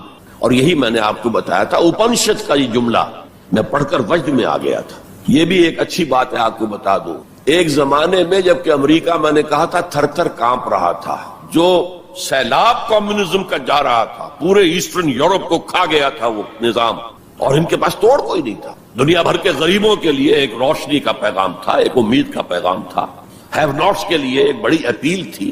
کہاں سے کہاں وہ پہنچ چکا تھا، لیٹن امریکہ پہنچ چکا تھا، کوئی انویژن تو نہیں ہوا تھا۔ It was the invasion of the فلسفی، invasion of an ideology, Marxism. تو انگریز جب کانپ رہا تھا امریکہ، تو اس نے ملینز کی تعداد میں قرآن شائع کیا، انگریزی ترجمہ، یہ گلوریس قرآن، مارمیڈیوک پکتھال کا ترجمہ، اور مسلمانوں میں تقسیم کیا۔ بابا تم اپنے قرآن کو پڑھو، دیکھو، اپنے دین کے ساتھ جم کر رہو، اس بے خدا جو ہے یہ نظام، اس کو ترک کرو، چھوڑو۔ اور ہندوؤں کے لیے گیتا میں نے پڑھی اس وقت، انگریزی ترجمہ۔ اپنشد کا ایک سلیکشن تھا، وہ میں نے پڑھا، یہ مڈ 50s کی بات ہے، بلکہ سوٹو سے اٹ واز ارلی 50s، جبکہ ابھی میں میڈیکل کالج کا اسٹوڈنٹ تھا، میں نے اپنشد پڑھا، گیتا پڑھی۔ اپنشد کا صرف ایک سلیکشن تھا، گیتا پوری تھی۔ وہ بھی اسی لیے کہ تم اپنے اپنے مذہب سے چپک جاؤ تاکہ کمیونزم کی طرف تمہارا رجحان نہ ہو، یہ اس کے اس خوف کا مذہب ہے۔ بہرحال اس کے مقابلے میں روح اور روحانیت، آتما اور پرماتما، یہ تصورات جو ہے ایمبیڈڈ ہیں۔ آپ اگر وہ جملہ سنیں، میں نے پہلے بھی سنایا ہے اپنشد کا، جو بالکل معلوم ہوتا ہے اس آیت کی ترجمانی ہے، man in his ignorance identifies himself with the material sheets which encompasses real self۔ اس کی اصل خودی، اصل انا تو اندر کی ایک حقیقت ہے، اس کے گرد یہ گوشت پوشت کا کور چڑھا دیا گیا ہے۔ انسان اس کو سمجھتا ہے یہ میں ہوں، یہ میں نہیں ہوں، میں تو وہ خودی ہوں، وہ انا ہوں، وہ ایگو ہوں، وہ آتما ہوں جو اس شریر کے اندر ہے۔ یہ تصور جس قدر سٹرونگ ہے ہندو مت کے اندر، انہیرنٹ ہے اسلام میں بھی، اور آج کی دنیا اسی کے خلاف تو جا رہی ہے۔ The world is world of matter only. What is beyond matter we don't care. Because وہ ہماری جو ہے حواس خمسہ کی گرفت میں آتا ہی نہیں، ہم اس کو کیسے اسٹڈی کریں؟ ہم تو چیزوں کو دیکھتے ہیں، سنتے ہیں، چکھتے ہیں، چھوتے ہیں، سونگھتے ہیں، نتیجے نکالتے ہیں۔ تو یہ دنیا ورلڈ آف میٹر تو جو ہے ہمارا میدان ہے انکوائری کا، تفتیش کا، تحقیق کا، لیکن یہ کہ وہ ماورائے مادہ، ماورائے طبیعت، میٹا فزکس، اس سے ہمیں کوئی دلچسپی نہیں ہے، خدا یا نہیں ہے، ہوگا۔ یہ کائنات تو ہے نا، روح کوئی ہے یا نہیں ہے کس نے دیکھی؟ جسم تو ہے نا، آخرت کوئی ہے یا نہیں ہے؟ یہ دنیا تو ہے نا۔ تو جو ہے، جو واقعہ ہے، جو ریئلزم اسی کا نام ہے، جو ریئل ہے، اس تک اپنی توجہ محدود رکھو۔ جو مذہب کے ایسنس کے خلاف ہے، اس مذہب میں ہندو مت اور اسلام مشترک، وہ ایسنس آف مذہب، روح اور روحانیت۔ نمبر 2، ہندو اسکرپچرز کا اگر مطالعہ کیا جائے ان کی اصل زبان میں، اور سملیرٹیز جو ہیں اسلام میں اور ہندوازم میں، ان کو واضح کیا دلائل کے ساتھ، حوالوں کے ساتھ، اور ان کو ہائی لائٹ کیا جائے۔ اختلافات اگر ہیں وہ بھی ہیں، لیکن سملیرٹیز کیا کیا ہیں۔ یہ کام میرے علم میں آیا تھا کچھ عرصے سے، مولانا محمد منظور نعمانی جو لکھنؤ والے ہیں، ان کے صاحبزادے کر رہے ہیں، اور مجھے خوشی ہوئی تھی۔ اب جو کچھ کیا ہے ذاکر نائک صاحب نے، وہ اتفاقی ہے کہ میں ٹیلی ویژن کھولا ہوا تھا، اس میں ان کا پروگرام آیا، میں نے پورا دیکھا ہے، وہ سملیرٹیز بٹوین ہندوازم اینڈ اسلام۔ اب میں اپریشیٹ کرتا ہوں، یہ کام کرنے کا ہے جو ہم نے نہیں کیا بدقسمتی سے۔ ہم نے یہاں آ کر یہاں کے لوگوں کے ذہن کو پڑھنے کی کوشش نہیں کی، ہم نے تو ان پر حکومت کی ہے۔ اللہ اللہ خیر صلی اللہ۔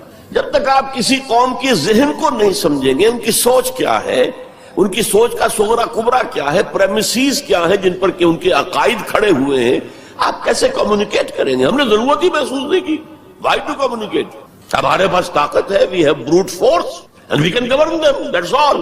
یہ ہماری مجرمانہ غفلت رہی ہے، یہاں پر مجرمانہ غفلت رہی۔ میرا بھی ایک واقعہ جو ہے اس ضمن میں بہت ہی سبق آموز ہے۔ آج سے 13 سال قبل میں ہندوستان جب آیا تھا 1991 میں، تو میں لکھنؤ بھی گیا تھا، وہاں مولانا علی میاں میرے منتظر تھے، پھر انہیں جانا تھا ضروری رائے بریلی اپنے آبائی شہر، تو میں بھی ان کے ساتھ ان کی گاڑی میں بیٹھ کر گیا۔ 24 گھنٹے وہاں میں مقیم رہا، اس مسجد میں نماز پڑھی، 4-5 نمازیں پڑھی جہاں سے کہ سید احمد بریلوی رحمت اللہ علیہ نے اپنی ہجرت کا آغاز کیا تھا. وہاں میں نے ان سے ایک بات کہی کہ مولانا دوسرے مدارس جو ہیں بریلوی اور دیوبندی شاید وہ تو میری اس تجویز پر غور تو دور کی بات ہے، اس کو سننے پر بھی آمادہ نہ ہو. ندوہ نسبتاً کھلے خیال کا، کھلے ذہن کا سمجھا جاتا ہے نمائندہ، تو آپ ندوے میں سنسکرت کی تعلیم کو لازم کریں تاکہ آپ کے طلباء جو نکلیں وہ ویدوں کو پڑھیں ڈائریکٹلی، اپنشد کو پڑھیں ڈائریکٹلی. کہنے لگے ہاں یہ تو آپ نے بہت اچھی بات کہی، بہت صحیح بات ہے، بہت صحیح ہے. لیکن 2 سال کے بعد شکاگو میں ایک کانفرنس میں وہ بھی مدعو تھے، میں بھی مدعو تھا، ہم دونوں ملے. میں نے پوچھا مولانا وہ آپ نے کچھ کیا؟ کہنے لگے میں تو بھول ہی گیا. اس سٹیج پر وہ آ چکے تھے کہ وہ نسیان انہیں ہو گیا، انہیں یاد ہی نہیں رہا کہ مجھ سے انہوں نے وعدہ کیا ہے. لیکن میں نے یہ بات ان سے کہی تھی. میرے علم میں آیا یہاں ہی کہ ایک مصنف شمس نوید عثمانی، جن کی کتاب آپ نے پڑھی ہوگی اب بھی نہ جاگے تو، کافی دن ہو گئے میں نے وہ کتاب پڑھی تھی.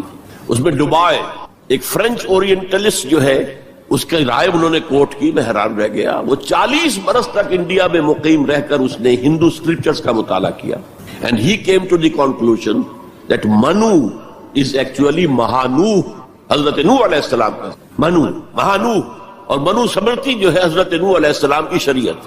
یہ ایک کرسچن ہے، اس کی تحقیق ہے، اس تحقیق کو اب انہیں ہائی لائٹ کیا جائے، اسے عام کیا جائے، اس کو پہنچایا جائے، تو پھر وہ جو ہے مغایرت کے پردے جو حائل ہیں وہ مغایرت کے پردے کچھ اٹھیں گے، ذہن کچھ کھلیں گے، بات کرنے کا، کمیونیکیشن کا موقع بنے گا.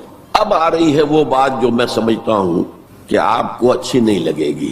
میری رائے یہ ہے کہ کسی بھی صورت میں آپ کو سیکولرزم کی حمایت نہیں کرنی چاہیے. اسلام کی روح سے سیکولرزم کفر ہے، اور وہ اگر واگا کے مغرب میں کفر ہے تو مشرق میں بھی کفر ہے. آپ اس کی پروٹیکشن لینا چاہتے ہیں، اس کی امبریلا کے تحت آنا چاہتے ہیں. یہ آپ کی قومی جو ہے فرار، ورنہ سیکولرزم کس شے کا نام ہے؟ کیا اسلام کسی درجے میں کمپیٹیبل ہے اس کے ساتھ؟ سیکولرزم کا مطلب یہ ہے کہ آپ ایک سرکل بنا لیں، اس سرکل کے اندر ہے پولیٹیکو سوشو اکنامک سسٹم. یہ تو ہوگا، کسی بھی مذہب سے کوئی تعلق نہیں اس کا. عوامی حاکمیت جو بدترین شرک ہے، اس کی بنیاد پر جو پارلیمنٹ آئے، جو کوئی مجلس ملی آئے، جو کوئی کانگریس آئے، وہ جو ہے قانون بنائے. ہومو سیکسولیٹی کو جائز قرار دے، اجازت ہے. ہومو سیکسول میرجز کو رجسٹر کروائے، ٹھیک ہے. It has no reference to any religion what's ever.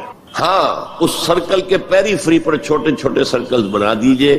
یہ ہندو مت ہے، یہ اسلام ہے، یہ سکھ مت ہے، یہ بدھ مت ہے، یہ فلاں ہے، یہ کرسچینٹی ہے، یہ جوڈائزم ہے، یہ ہے تاؤزم ہے. یہ رہیں گے پیری فری پر. یہ انفرادی معاملہ ہے زندگی کا، اور اس میں آزادی ہے ہر ایک کو. جو چاہے بلیفز رکھے، ایک خدا کو مانے، 100 کو مانو، کسی کو نہ مانے، ٹھیک ہے. شہری جو ہے وہ جس طرح چاہے پوجا پاٹ کرے، درخت کو پوجے، پتھروں کو پوجے، بتوں کو پوجے، ایک انسین خدا کو پوجے، جس کو چاہے پوجے، سورج کو پوجے، چاند کو پوجے، جو چاہے پوجے. سوشل کسٹم جو چاہے رکھے. بہرحال ہر ایک کا اپنا خیال ہے. ان چیزوں میں ہر شخص آزاد ہے، لیکن یہ پولیٹیکل سسٹم، یہ کرمنل لا جو بھی ہے، پھر اکنامک سسٹم، سود، سیوا، سب جائز ہیں. کسی مذہب کے حرام قرار دینے سے ان کو نہیں روکا جائے گا. کسی آسمانی ہدایت کو دلیل کے طور پہ تسلیم نہیں کیا جائے گا. چاہے وہ تورات ہو، چاہے قرآن ہو، چاہے کوئی اور آسمانی کتاب ہو، ہندوؤں کی کتابیں ہو، وہ تسلیم نہیں کی جائیں گی. This is not compatible with Islam. How can the Muslims accept it? مجھے حیرت ہوتی ہے. میری یہ بات میں جانتا ہوں یہاں کسی کی سمجھ میں نہیں آئے گی، لیکن یہ کہ بہرحال جیسا کہ میں نے شروع میں کہا تھا، اگرچہ قول تو وہ فرعون کا ہے، لیکن قرآن میں نقل ہوا، قرآن کی آیت ہے، ما اریکم الا ما ارا. میں آپ کو وہی کچھ دکھا سکتا ہوں جو میں خود دیکھتا ہوں، ورنہ میں سنسیئر نہیں ہوں، neither to myself nor to you. I have to be honest. Number 4، قومیت سے بالا تر ہو کر اسلام کی دعوت دی جائے. 2 چیزیں گڑبڑ نہ کی جائیں. قوم کی خدمت ہے، قوم کے لیے تعلیمی ادارے بنائے جائیں، قوم کے لیے یہ کیا جائے، کوئی حرج نہیں. قوم کی خدمت کرنا بری بات نہیں ہے. ایک مسلمان قوم کو فرعون کی غلامی سے نجات دلانے کے لیے اللہ نے حضرت موسیٰ جیسے پیغمبر کو بھیجا، جنہوں نے جاتے ہی اول وہلے میں پہلی ملاقات فرعون سے ہوئی ہے تو مطالبہ کر دیا، نرسل معنا بنی اسرائیل، ہمارے ساتھ بنی اسرائیل کو یہاں سے جانے دو، ولا تعذبہم، ان پر سختی نہ کرو، ٹارچر نہ کرو، ان پر تشدد نہ کرے، ان پر سیکیوٹ نہ کرو. اور اللہ نے حضرت موسیٰ علیہ السلام کے ذریعے سے اس قوم کو نجات دے دی. حالانکہ وہ قوم کیسی ناہنجار قوم تھی، جس نے جیسے ہی سمندر پار کیا ہے یا دریا پار کیا ہے کچھ لوگوں کو دیکھا بتوں پر اعتکاف کر رہے بیٹھے ہوئے، کہا ہمارے لیے بھی ایسا بنا دو تاکہ توجہ کا ارتکاز ہم کر سکیں۔ حضرت موسیٰ نے ڈانٹا، اللہ نے تمہیں کتنی عظمت عطا کی ہے، جو شرک کی دلدلوں سے، کیچڑ سے تمہیں نکالا ہے، اور تم چاہتے ہو دوبارہ اسی کے اندر پھنس جانا۔ وہی ہیں جو قدم قدم پر جھگڑتے تھے حضرت موسیٰ سے، تم نے مروا دیا ہمیں لا کے یہاں صحرا میں، اس سے تو وہاں بہتر تھے، ہم کھانے پینے کو تو ملتا تھا نا۔ بہرحال اللہ نے من و سلوہ اتار دیا، ایک چٹان سے 12 چشمے جو ہیں وہ برآمد کر دیے، کھاؤ پیو۔ اور پھر وہ اتنی ناہنجار قوم تھی کہ جب قتال کی بات کہی گئی کہ اب تلوار ہاتھ میں لو اور داخل ہو جاؤ فلسطین کی زمین میں، کورا جواب، فَاذْهَبْ أَنْتَ وَرَبُّكَ فَقَاتِلَا إِنَّا هَاهُنَا قَاعِدُونَ، ہم تو یہاں بیٹھے ہیں، ٹس سے مس نہیں ہوں گے، جاؤ تم جاؤ، تمہارا رب، فَاذْهَبْ أَنْتَ وَرَبُّكَ فَقَاتِلَا إِنَّا هَاهُنَا قَاعِدُونَ۔ یہ معاملہ جو ہے قومی خدمت بری شے نہیں ہے، لیکن کچھ لوگ ایسے ہونے چاہیے کہ جو اس قومی تصورات سے بلند تر ہو کر انسانی سطح پر اسلام کی دعوت دیں، وہ جو ہم پڑھ چکے ہیں، وَلْتَكُن مِّنكُمْ أُمَّةٌ يَدْعُونَ إِلَى الْخَيْرِ وَيَأْمُرُونَ بِالْمَعْرُوفِ وَيَنْهَوْنَ عَنِ الْمُنكَرِ وَأُولَٰئِكَ هُمُ الْمُفْلِحُونَ۔ تم میں سے ایک جماعت ایسی ہونی چاہیے، ایسی وجود میں آنی چاہیے جس کے صرف 3 کام ہو، دعوت الی الخیر، دعوت الی القرآن، اور وہ دعوت بھی 3 لیول پر، بالحکمت والموعظۃ الحسنۃ وجادلھم باللتی احسن، اور نیکی کا حکم دو، بدی سے روکو۔ اور صرف وہی لوگ فلاح پانے والے ہیں جو یہ کام کریں گے۔ دی گریٹر مسلم امہ جو اپنا مقصد بھول چکی کہ ہمیں اس کے لیے برپا کیا گیا تھا، ان سے فلاح کا وعدہ نہیں ہے۔ اولئک ھم المفلحون، حصر کا انداز ہے، اسلوب ہے، صرف وہی لوگ ہوں گے جو فلاح پائیں گے۔ اس لیول پر ضرورت ہے ایک جماعت کی، اور اس کے ضمن میں سب سے زیادہ اہمیت ہوگی اسلام کے سسٹم آف سوشل جسٹس کو ایمفیسائز کرنے کی۔ So emphasize the system of social justice, یہ ہے اسلام جو پیغام دیتا ہے۔ یہ کسی قوم کے لیے نہیں ہے، پوری نوع انسانی کے لیے ہے، انسان کو آزادی دیتا ہے۔ میں بتا رہا تھا کہ وہ جو تلوار ہے، جو میں اس کو مثال دیا کرتا ہوں، یہ ایسی چکی ہے جو ایک طرف آٹا پھینکتی ہے، ایک طرف پھینکتی ہی نہیں، ادھر آٹے کے ڈھیر لگ رہا ہے، ادھر آٹا ہے ہی نہیں۔ تو اب کیا ہوا؟ تلوار نے ادھر کاٹا، عیاشی، بدماشی، فضول خرچی، نمود و نمائش پہ پیسہ خرچ کرنا، جس سے آگ لگ جائے ہیو ناٹس کے دلوں کے اندر، پھر ان میں محبت پیدا ہوگی آپ کے لیے، یہ نفرت پیدا ہوگی، عداوت پیدا ہوگی، بغض پیدا ہوگی۔ اور دوسری طرف جو بھوکے ہیں وہ حیوانوں کی سطح پر آ جائیں گے، وہ گویا کہ beasts of burden، وہ انسان نہیں رہتے، they are at a lower level than the human beings, they become like animals۔ اور حدیث نبوی ہے کہ قاد الفقر ان یکون کفرا، فقر جو ہے وہ تو قریب ہو لے آتا ہے انسان کو کفر کے۔ دنیا نے تیری یاد سے بیگانہ کر دیا، تجھ سے بھی دل فریب ہے غم روزگار کے، یہ روزی کا جو غم ہے، کہاں تجھے پوجے، کہاں تیری عبادت کرے، کہاں تجھ سے لو لگائیں۔ ہمیں 2 وقت کی روٹی کے لیے، اور وہ بھی سوکھی سی کچھ ملتی ہے، اور دن کتنی پورے دن بھر کی کمر توڑ دینے والی مشقت ہم کرتے ہیں۔ تو اسلام کی دعوت جو ہے، نمبر 1 یہ قومیت سے بالا تر ہونی چاہیے، گڑبڑ نہ کرے، ایک ہی جماعت یہ دونوں کام نہ کرے، ورنہ سمجھا جائے گا کہ یہ بھی اصل میں اپنی قومی بالا تری اور بالا دستی کے لیے کام کر رہا ہے۔ اپنی پرائرٹیز فکس کر لے، اگر اسلام کے لیے کام کرنا ہے تو قومی سطح سے بالا تر ہو جائے، اور اصولی سطح پر اسلام کی دعوت دیں، اور اسلام کے system of political justice, social justice, economic justice کو نمایاں کریں۔ ان تمام چیزوں کے پیش نظر میں ایک بات، بہت بڑی بات کہہ رہا ہوں۔ حضور کی ایک حدیث ہے، مجھے مشرق کی طرف سے ٹھنڈی ہوا آ رہی ہے۔ اقبال نے جب ترانہ ہندی لکھا تھا اس میں کوٹ کیا تھا، میرے عرب کو آئی ٹھنڈی ہوا جہاں سے، میرا وطن وہی ہے، میرا وطن وہی۔ کیا جب ہم بہرحال اپنی جگہ پر سمجھ رہے تھے، رب بھی ہے امید کہ کسی طرح اللہ ہمیں توفیق دے دے، پاکستان میں وہ نظام قائم کر دے جو پوری انسانیت کے لیے ایک مینارہ نور بن جائے۔ یہی باتیں اقبال نے کہی تھی، میں کوٹ کر چکا ہوں کہ ڈیسٹنی ہے، تقدیر مبرم ہے کہ ہندوستان کے شمال مغرب میں ایک آزاد مسلمان ریاست قائم ہوگی، اور اگر ایسا ہو گیا تو ہمیں موقع مل جائے گا کہ اسلام کے چہرے سے جو بدنما داغ اور دھبے دور ملوکیت میں پڑ گئے تھے انہیں ہٹا کر جاگیرداری آ گئی تھی، دور ملوکیت میں سرمایہ داری آ گئی تھی۔ ابلیس کی مجلس شورا میں ابلیس سے کہلوایا ہے اقبال نے، ابلیس کی زبان سے وہ اپنا پیغام دے رہا ہے، جانتا ہوں میں یہ امت حامل قرآن نہیں ہے، وہی سرمایہ داری بندہ مومن کا دین، جانتا ہوں میں کہ مشرق کی اندھیری رات میں بے ید بیضا ہے پیران حرم کی آستین۔ لیکن ایک عجیب بات کہی ہے، عصر حاضر کے تقاضاؤں سے ہے لیکن یہ خوف، it's a demand of history, عصر حاضر کے تقاضاؤں سے ہے، لیکن یہ خوف ہو نہ جائے آشکارا شرع پیغمبر کہیں۔ عصر حاضر کے تقاضے سمجھ لیجئے، کیپٹلزم کے رد عمل میں کمیونزم پیدا ہوا تھا، اب کمیونزم مر گیا ہے، اب کیپٹلزم بغلیں بجا رہا ہے۔ ثابت ہو گیا کہ ہمارا نظام liberal secular democracy and capitalism based on free market and interest and every thing, یہ بہترین نظام ہے، اس سے بہتر کوئی نظام نہیں ہے۔ دیکھ لو وہ مرا پڑا ہوا کمیونزم، اس کی قبر بن گئی ہے، جس پر کہ پھر ہنٹنگٹن نے کہا نہیں میرا بھائی اسے غلطی لگ رہی ہے فوکویاما کو، ابھی کلیش آف سیویلائزیشنز ہونا ہے، ہوگا۔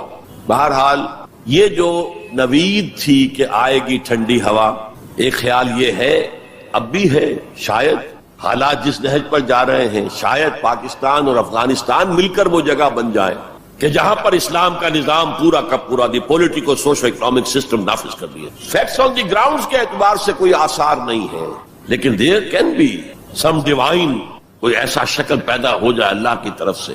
میں اس سے مایوس نہیں ہوں، ابھی بالکل مایوس نہیں، اگرچہ تاحال ہم فیل ہو گئے اس میں، ہم تو وہی نظام جو انگریز چھوڑ کر گیا تھا جو کا تو لے کر جا رہے ہیں۔ آپ بہت بہتر اس سے رہے اس اعتبار سے کہ آپ نے جاگیرداری کو تو ختم کر دی۔ ہمارے ہاں تو جاگیردار مسلط ہے، اور جہاں جاگیردار مسلط ہوگا اور 70% آبادی جو ہے وہ دیہی ہے، گاؤں کی ہے، جاگیرداروں کے انگوٹھے تلے ہے، وہاں سیاست کیا ہوگی؟ سیاست جو ہے وہاں پر it's the musical chair game of the جاگیردارز اینڈ لارڈز، اور کچھ بھی نہیں۔ بہرحال اللہ کرے کہ یہ اس بر عظیم سے، پاکستان بھی آخر اسی بر عظیم کا ایک حصہ تھا، بھارت اسی بر عظیم کا حصہ ہے، بنگلہ دیش اسی بر عظیم کا حصہ ہے۔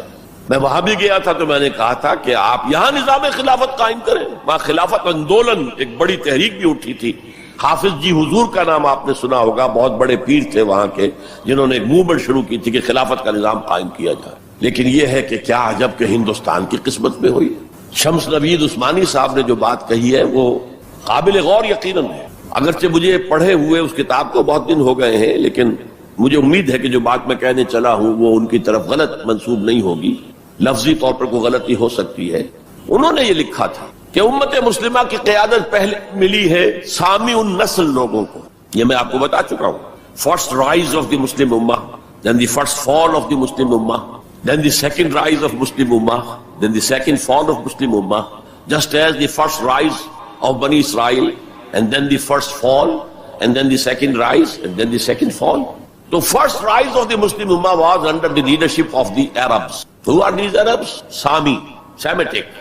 اگرچہ یورپ میں سیمیٹک کا لفظ استعمال ہوتا ہے یہودیوں کے لیے صرف، وہ بھی سامی ہے، عرب بھی سامی النسل ہے۔ جب صلح کرائی تھی اور بغل گیر کروایا تھا کلنٹن نے شاہ حسین کو، اور اس وقت شامیر تھا یا کون تھا جو بھی وزیر تھا اسرائیل کا، بغل گیر ہو گئے، تو اس نے کہا تھا یو آر کزنس، بھائی تم ایک ہی باپ کے بیٹے ہو نا، یہ عرب اسماعیل کے بیٹے ہیں، ان کی اولاد ہیں، اور جو جیوز ہیں وہ حضرت اسحاق کی اولاد ہیں، حضرت اسحاق کے بیٹے حضرت یعقوب، ان کے 12 بیٹے، ان سے 12 نسلیں، 12 قبیلے جو ہیں بنی اسرائیل کے، تو یو آر کزنس۔ تو سامی النسل، پہلی قیادت سامی، حضرت سام، یہ بیٹے تھے حضرت نوح کے۔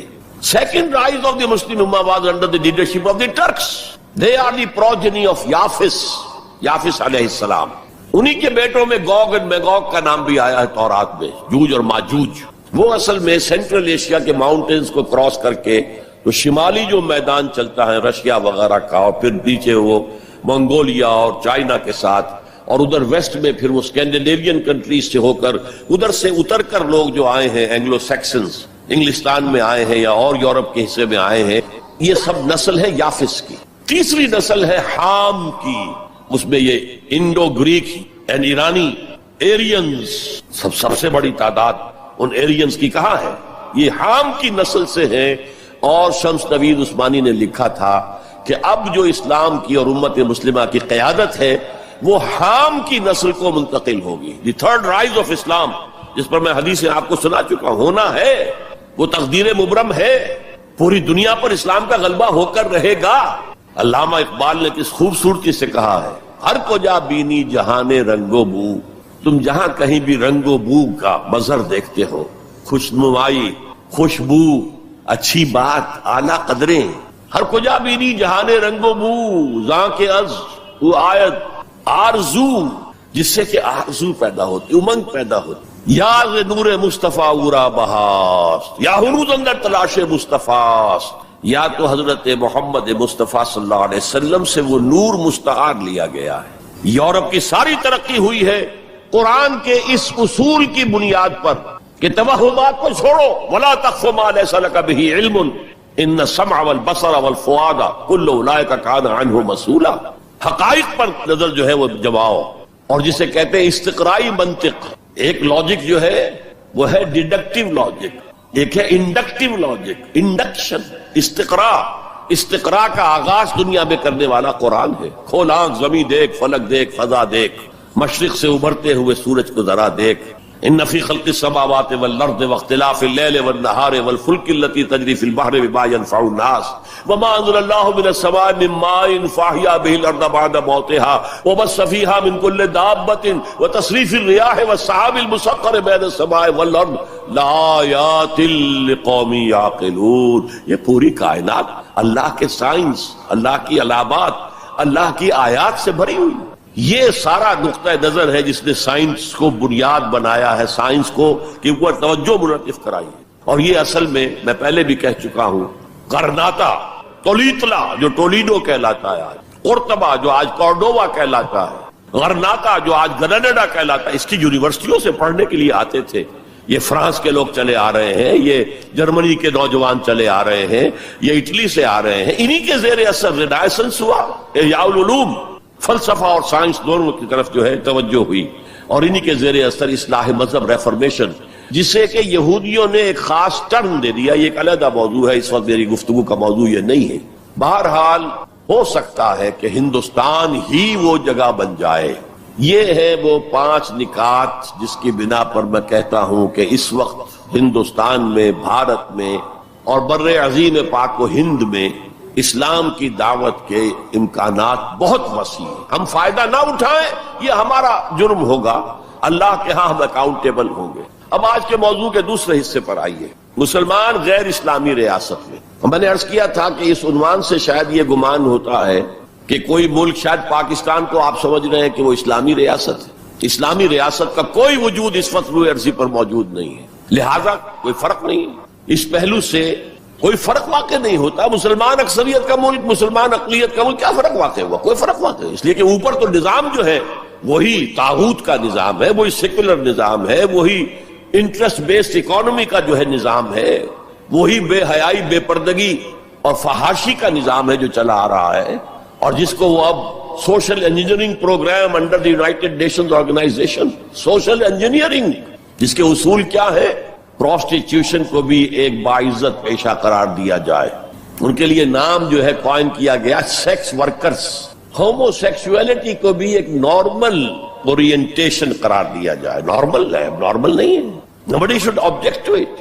عورت اور مرد بالکل برابر ہوں، شادی کے قوانین کے ضمن میں بھی اور ہر اعتبار سے برابر، وراثت میں بھی برابر۔ اور عورت اگر گھر کا کام کرے تو ویج طلب کر سکتی ہے مرد سے، شوہر سے، اور اگر وہ حمل کی سختیاں برداشت کرے اور وضع حمل کی تکلیف برداشت کرے اس پر بھی وہ معاوضہ مانگ سکتی ہے شوہر سے۔ اس طرح کی چیزیں سوشل انجینئرنگ پروگرام۔ معاشرے کا تیا پانچا ہو گیا ان کے ہاں، فیملی لائف کے ٹکڑے ہو گئے، بکھر گئی فیملی لائف، ہے ہی نہیں، شادی کا بندھن نہیں۔ We are living together, that's all, we are not married. بچے بھی ہو رہے ہیں but we are not married, اس لیے کہ وہ میرج کے قوانین ایسے بنا دیے گئے کہ مرد اس کو گوارا کرنے کو تیار نہیں۔ آپ نے کسی سے میرج کی اور کچھ دنوں کے بعد آپ کی اس کے ساتھ نہیں بنی، طلاق دیں گے، آدھی پوری پراپرٹی، پورا اپنا سرمایہ آدھا دینا پڑے گا۔ کون مرد اس کے لیے تیار ہو؟ خامخواہ کائے کو؟ عورت کو تو مرد کی ضرورت ہے کہ نہیں ہے؟ وہ رہے گی میرے ساتھ، we are living together, we are not married. یہ ہے جو اقبال نے بات کہی تھی وہ 100% پوری ہو چکی ہے۔ تہذیب ختم ہو چکی ہے، تہذیب سنڈاس بن چکی ہے۔ مغربی تہذیب، تمہاری تہذیب اپنے خنجر سے آپ ہی خودکشی کرے گی، جو شاخ نازک پہ آشیانہ بنے گا ناپائیدار ہوگا۔ اب آپ نے سنا ہوگا بش صاحب واز کہتے ہیں شادی کرو شادی کرو شادی کرو، اب وہاں یہ واز کہنا پڑتا ہے شادی کرو، میرج کے کانٹیکٹ کے اندر بندھو۔ بہرحال اس وقت کا سارا عالم انسانی بشمول عالم اسلامی کے طاغوت کی گرفت میں ہے، اور یہ طاغوت اصل میں دجالیت، دجل فریب کو کہتے ہیں. اللہ کی ذات کے اوپر اس کائنات کا پردہ آ گیا ہے. ہم اس کائنات کو پوج رہے ہیں, کائنات کو پڑھ رہے ہیں, سیکھ رہے ہیں, سمجھ رہے ہیں, خدا کو بھول گئے. حیات اخروی پر حیات دنیاوی نے پردہ ڈال دیا ہے. دجل اصل زندگی وہ ہے, اسے بھول گئے ہیں اور اس زندگی میں مگن ہے, گم ہے. کافر کی یہ پہچان کے آفاق میں گم ہے اور مومن کی یہ پہچان کے گم اس میں ہے آفاق. یہ سارا نظام دجالیت کا نظام ہے اور پورے عالم اسلام پر یہ حاوی ہے, مسلط ہے. کوئی ایک ملک بھی اس سے بچا ہوا نہیں. اس پس منظر میں دیکھیے, اسلام ایک اصولی انقلابی دعوت ہے. بدلو اس نظام کو, بدلو اس نظام کو. یہ جتنا کام مشکل پاکستان میں اتنا ہی یہاں ہے. کیا فرق ہے؟ 57 سال ہو گئے ہمیں. جو ملک لیا تھا اسلام اسلام اسلام اسلام کی رٹ لگا کر, وہ کہاں اسلام لایا؟ مسجدیں عالی شان بنا دی ہیں, ٹھیک ہے, لیکن اس کے علاوہ کیا؟ کہاں اسلام؟ کہاں اسلام کا سیاسی نظام؟ کہاں اسلام کا معاشی نظام؟ کہاں اسلام کا معاشرتی نظام؟ مخلوط معاشرہ ہے. صدر ضیاء الحق نے جب PIA کو ڈرائی کیا, شراب اس میں سرو کرنی بند کر دی, ورنہ پہلے انٹرنیشنل فلائٹس میں شراب سرو ہو جاتی, لیکن اس نے بند کی. میں نے کہا, اور میں اس زمانے میں ان سے کچھ قریب تھا, میں نے کہا آپ نے بڑا اچھا کام کیا. دنیا تو یہی کہے گی کہ دقیانوسی آدمی ہے, یہ کیا کر رہا ہے. لیکن میں نے کہا آپ نے ایک چیز جو حرام ہے وہ تو بند کر دی ہے. دوسری چیز, یہ ایئر ہاسٹسز جو جاتی ہیں, یہ کون سی شریعت کی روح سے جائز ہے؟ آپ حج پر نہیں جانے دیتے مسلمان عورت کو محرم کے بغیر. حالانکہ عام طور پر ادھیڑ عمر کی عورتیں, بڑی عمر کی عورتیں جاتی ہیں حج کے لیے, محرم کے بغیر نہیں جائے گی, نہ عمرے پر جائے گی. اور یہ جوان لڑکیاں جو جا رہی ہیں, ان میں کے ساتھ کون سا محرم ہوتا ہے؟ جو خاموش, کوئی جواب نہیں. میں نے کہا کیا کھانے اور ناشتے کی ٹرے جو ہے وہ مرد نہیں رکھ سکتے آگے؟ یہ ہے وہ ہمارا طرز عمل. اسلام کی کوئی ایک چیز قبول, سر پر, سر آنکھوں پر, اور دوسری چیز جو ہے پاؤں تلے رون دی جائے, جس کی سزا ہمیں مل رہی. الا خزی فی الحیات الدنیا ویوم القیامت یردون الی اشد العذاب. تو اب میں نے عرض کیا, کوئی ملک ہو, اقلیت میں مسلمان ہو, اکثریت میں ہو, کوئی فرق واقع نہیں ہوتا. ہر جگہ پر اسلام کو ایک اصولی انقلابی دعوت کی حیثیت سے پیش کیا جائے. نمبر 3, اکثریت اقلیت کا مسئلہ تو اس سے حل ہوتا ہے کہ ہمارے لیے اسوہ کامل ہے محمد رسول اللہ کی ذات مبارکہ. وہ تو اکیلے تھے جب انہوں نے کام شروع کیا تھا. آپ کی اہلیہ حضرت خدیجہ رضی اللہ تعالی عنہ, آپ کے دوست پرانے ابو بکر رضی اللہ تعالی عنہ, آپ کے چچا بھائی جو آپ ہی کے زیر تربیت تھے وہی رہ رہے تھے. چونکہ ان کے والد ابو طالب بہت غریب تھے, لہذا حضور نے انہیں اپنے پاس رکھا ہوا تھا, ان کے اوپر سے بوجھ کم کرنے. اور آپ کا وہ بیٹا, منہ بولا بیٹا جو غلام تھا, اسے آزاد کر کے بیٹا بنا لیا. یہ 4 تھے, 1 + 4 5. اور 10 سال کی محنت شاقہ, دن رات کی محنت. اور یہ محنت کرنے والا کون؟ محمد صلی اللہ علیہ وسلم, جس کے کردار کے اوپر کہیں کوئی چھینٹ بھی نہیں ہے, داغ دھبا تو بڑی بات ہوتی ہے. بمشکل 100-125 آدمی ساتھ آئے تھے. تو آپ اس اسوے پر چلیں, آپ کو 100 بھی نہ ملے کوئی پرواہ نہیں. کیا جب کس وقت اللہ تعالیٰ دھارے کا رخ موڑ دے, لوگوں کی توجہ ہو جائے, لیکن اصول وہی ہو, دعوت وہی ہو. اور نمبر 3, میتھڈالوجی وہی ہو. Don't borrow the methodologies from the movements of this era. جمہوریت کے ذریعے سے کچھ ہو جائے اور کوئی دہشت گردی کے ذریعے سے کہیں اسلام آ جائے. These are not the methodologies of محمد صلی اللہ علیہ وسلم. الیکشن میں حصہ لینے سے سوال ہی پیدا نہیں ہوتا. الیکشنز ہوتے ہیں کسی نظام کو چلانے کے لیے, نہ کہ کسی نظام کو بدلنے کے لیے. اگر امریکہ میں کمیونسٹ ہو رہے ہیں, اب بھی ہیں, تو کیا وہ الیکشن لڑیں گے؟ وہ تو انقلاب برپا کریں گے, کلاس کانشسنس پیدا کریں گے, ہیوز اور ہیو ناٹس کے درمیان ایک مغایرت پیدا کریں گے, پھر وہ ہیو ناٹس کو آرگنائز کریں گے. اور اگر آرگنائزیشن مضبوط ہو جائے تو سم ہاؤ اور دی ادر, بائی ہک اور by crook, they will change the system. انتخابات کے ذریعے سے سسٹم چینج نہیں ہوتا. تو میتھڈالوجی آف محمد صلی اللہ علیہ وسلم, that is the must, we have to follow it. اس میں کس حد تک کامیابی ہو, حضور صلی اللہ علیہ وسلم ایک لائف سپین میں آپ نے سارا کام کر دیا. 10 برس میں تو بمشکل 125 آدمی ہاتھ آیا تھا, اور اگلے 10 برس میں ٹوٹل ریولوشن کمپلیٹ ہو گیا. آئندہ یہ کبھی نہیں ہو سکے گا. Maybe we have to take generations, 3-4 generation میں جا کر بات پوری ہو, لیکن میتھڈالوجی وہی رہے گی. ٹائم فیکٹر جو ہے وہ بڑھ جائے گا. اور یہ عمل یقیناً کافی عرصے سے شروع ہو چکا ہے. وہ احساس میں آپ کے سامنے رکھ چکا ہوں. وہ احساس اب امت مسلمہ میں بڑے وسیع پیمانے پر ہے کہ اسلام صرف مذہب نہیں, دین ہے. دین اپنا غلبہ چاہتا ہے. دین تو ہوتا ہی دین تب ہے جبکہ وہ غالب ہو. دین مغلوب ہو گیا تو مذہب ہو گیا. اس اعتبار سے یہ احساس اب کافی بڑے حلقے کے اندر موجود ہے. البتہ میتھوڈالوجی کے بارے میں امت مسلمہ بھٹک رہی ہے ادھر سے ادھر. اقبال نے جو شعر کہا تھا کہ نشان راہ دکھاتے تھے جو ستاروں کو، ترس گئے ہیں کسی مرد راہ داں کے لیے. اللہ کا شکر ہے، میں اللہ کا شکر ادا کرتے ہوئے کہہ رہا ہوں اور کسی خود ستائی کے جذبے کے بغیر کہہ رہا ہوں، اللہ نے مجھ پر سیرت محمدی صلی اللہ علیہ وسلم کو کھول دیا. جیسے میں نے پرسوں کہا تھا کہ ایک حدیث نے تاریخ کے ایک بہت بڑے صندوق کو میرے لیے کھول دیا. لَيَأْتِيَنَّ عَلَىٰ أُمَّتِي مَا أَتَىٰ عَلَىٰ بَنِي إِسْرَائِيلَ حَسْبَ النَّعْلِ بِالنَّعْلِ. میری امت پر بھی وہ سارے حالات وارد ہو کر رہیں گے جو بنی اسرائیل پہ ہوئے تھے، بالکل ایسے جیسے ایک جوڑے کی دو جوتیاں ایک دوسرے کے مشابہ ہوتی. اسی طرح اللہ تعالیٰ نے سیرت النبی کو مجھ پر کھولا، میں نے اس کا انالیسس کیا، تجزیہ کیا اور اس سے انفر کیا ہے اور چیلنج کرتا ہوں. The process of a true revolution can be deduced, can be inferred only from the سیرہ of محمد صلی اللہ علیہ وسلم. اس کی وجہ کیا ہے؟ تاریخ انسانی کے باقی سارے انقلاب جزوی تھے. فرینچ ریولوشن میں صرف سیاسی نظام بدلا اور کچھ بھی نہیں بدلا، عقائد وہی رہے، اخلاق وہی رہے، معاشی نظام وہی رہا جو پہلے تھا، صرف سیاسی نظام بدلا. بولشوک ریولوشن میں معاشی نظام بدلا، باقی معاشرہ وہی تھا، سوشل ویلیوز وہی تھیں، وہی عیسائیت جو کی تو قائم تھی. صرف ایک ریولوشن ہے پوری ہیومن ہسٹری میں جس نے ٹوٹل چینج کیا. عقیدے بدل گئے، اخلاق بدل گئے، صبح و شام کے انداز بدل گئے، شب و روز کے نقشے بدل گئے، نظام بدل گیا، سیاسی نظام، نیا سیاسی نظام. میں آپ کو بتا چکا ہوں the historical role of Islam پر ایم این رائے کی کتاب پڑھیے اسے. اچھا، اور یہ تاریخی انقلاب، عظیم ترین انقلاب تاریخ کا، یہ ایک لائف سپین میں مکمل ہو گیا. فرینچ ریولوشن کے لیے فکر دینے والے روسو، والٹیئر وغیرہ بیسیو جو ہے صاحب قلم تھے، ان کا ایکچوئل انقلاب برپا کرنے میں کوئی حصہ نہیں. They were men of the letters, desk workers تھے، بیٹھ کر لکھ سکتے تھے، میدان میں آ کر لیڈ نہیں کر سکتے. یہی وجہ ہے کہ فرینچ ریولوشن بڑا بلڈی ریولوشن، بہت خون بہا ہے، فساد، ہنگامہ. There was no leader, leader less mob. ایک فکر تو آ گیا لیکن موب تو بالکل لیڈر لیس تھا. بولشوک ریولوشن کے اندر میں نے بتایا آپ کو، اس کا فکر دینے والے مارکس اور اینجلز، وہ تو جرمنی میں بیٹھ کر کتاب لکھی ہے اور وہ تکمیل اس کی ہے داس کیپیٹال کی انگلستان کے اندر. انگلستان میں آج تک وہ انقلاب نہیں آیا. یہ بولشوکس اینڈ بولشوکس نے رشیا کے اندر اور عین وقت کے اوپر آ کر لینن نے اس کی قیادت سنبھال لی، ہائی جیک کیا.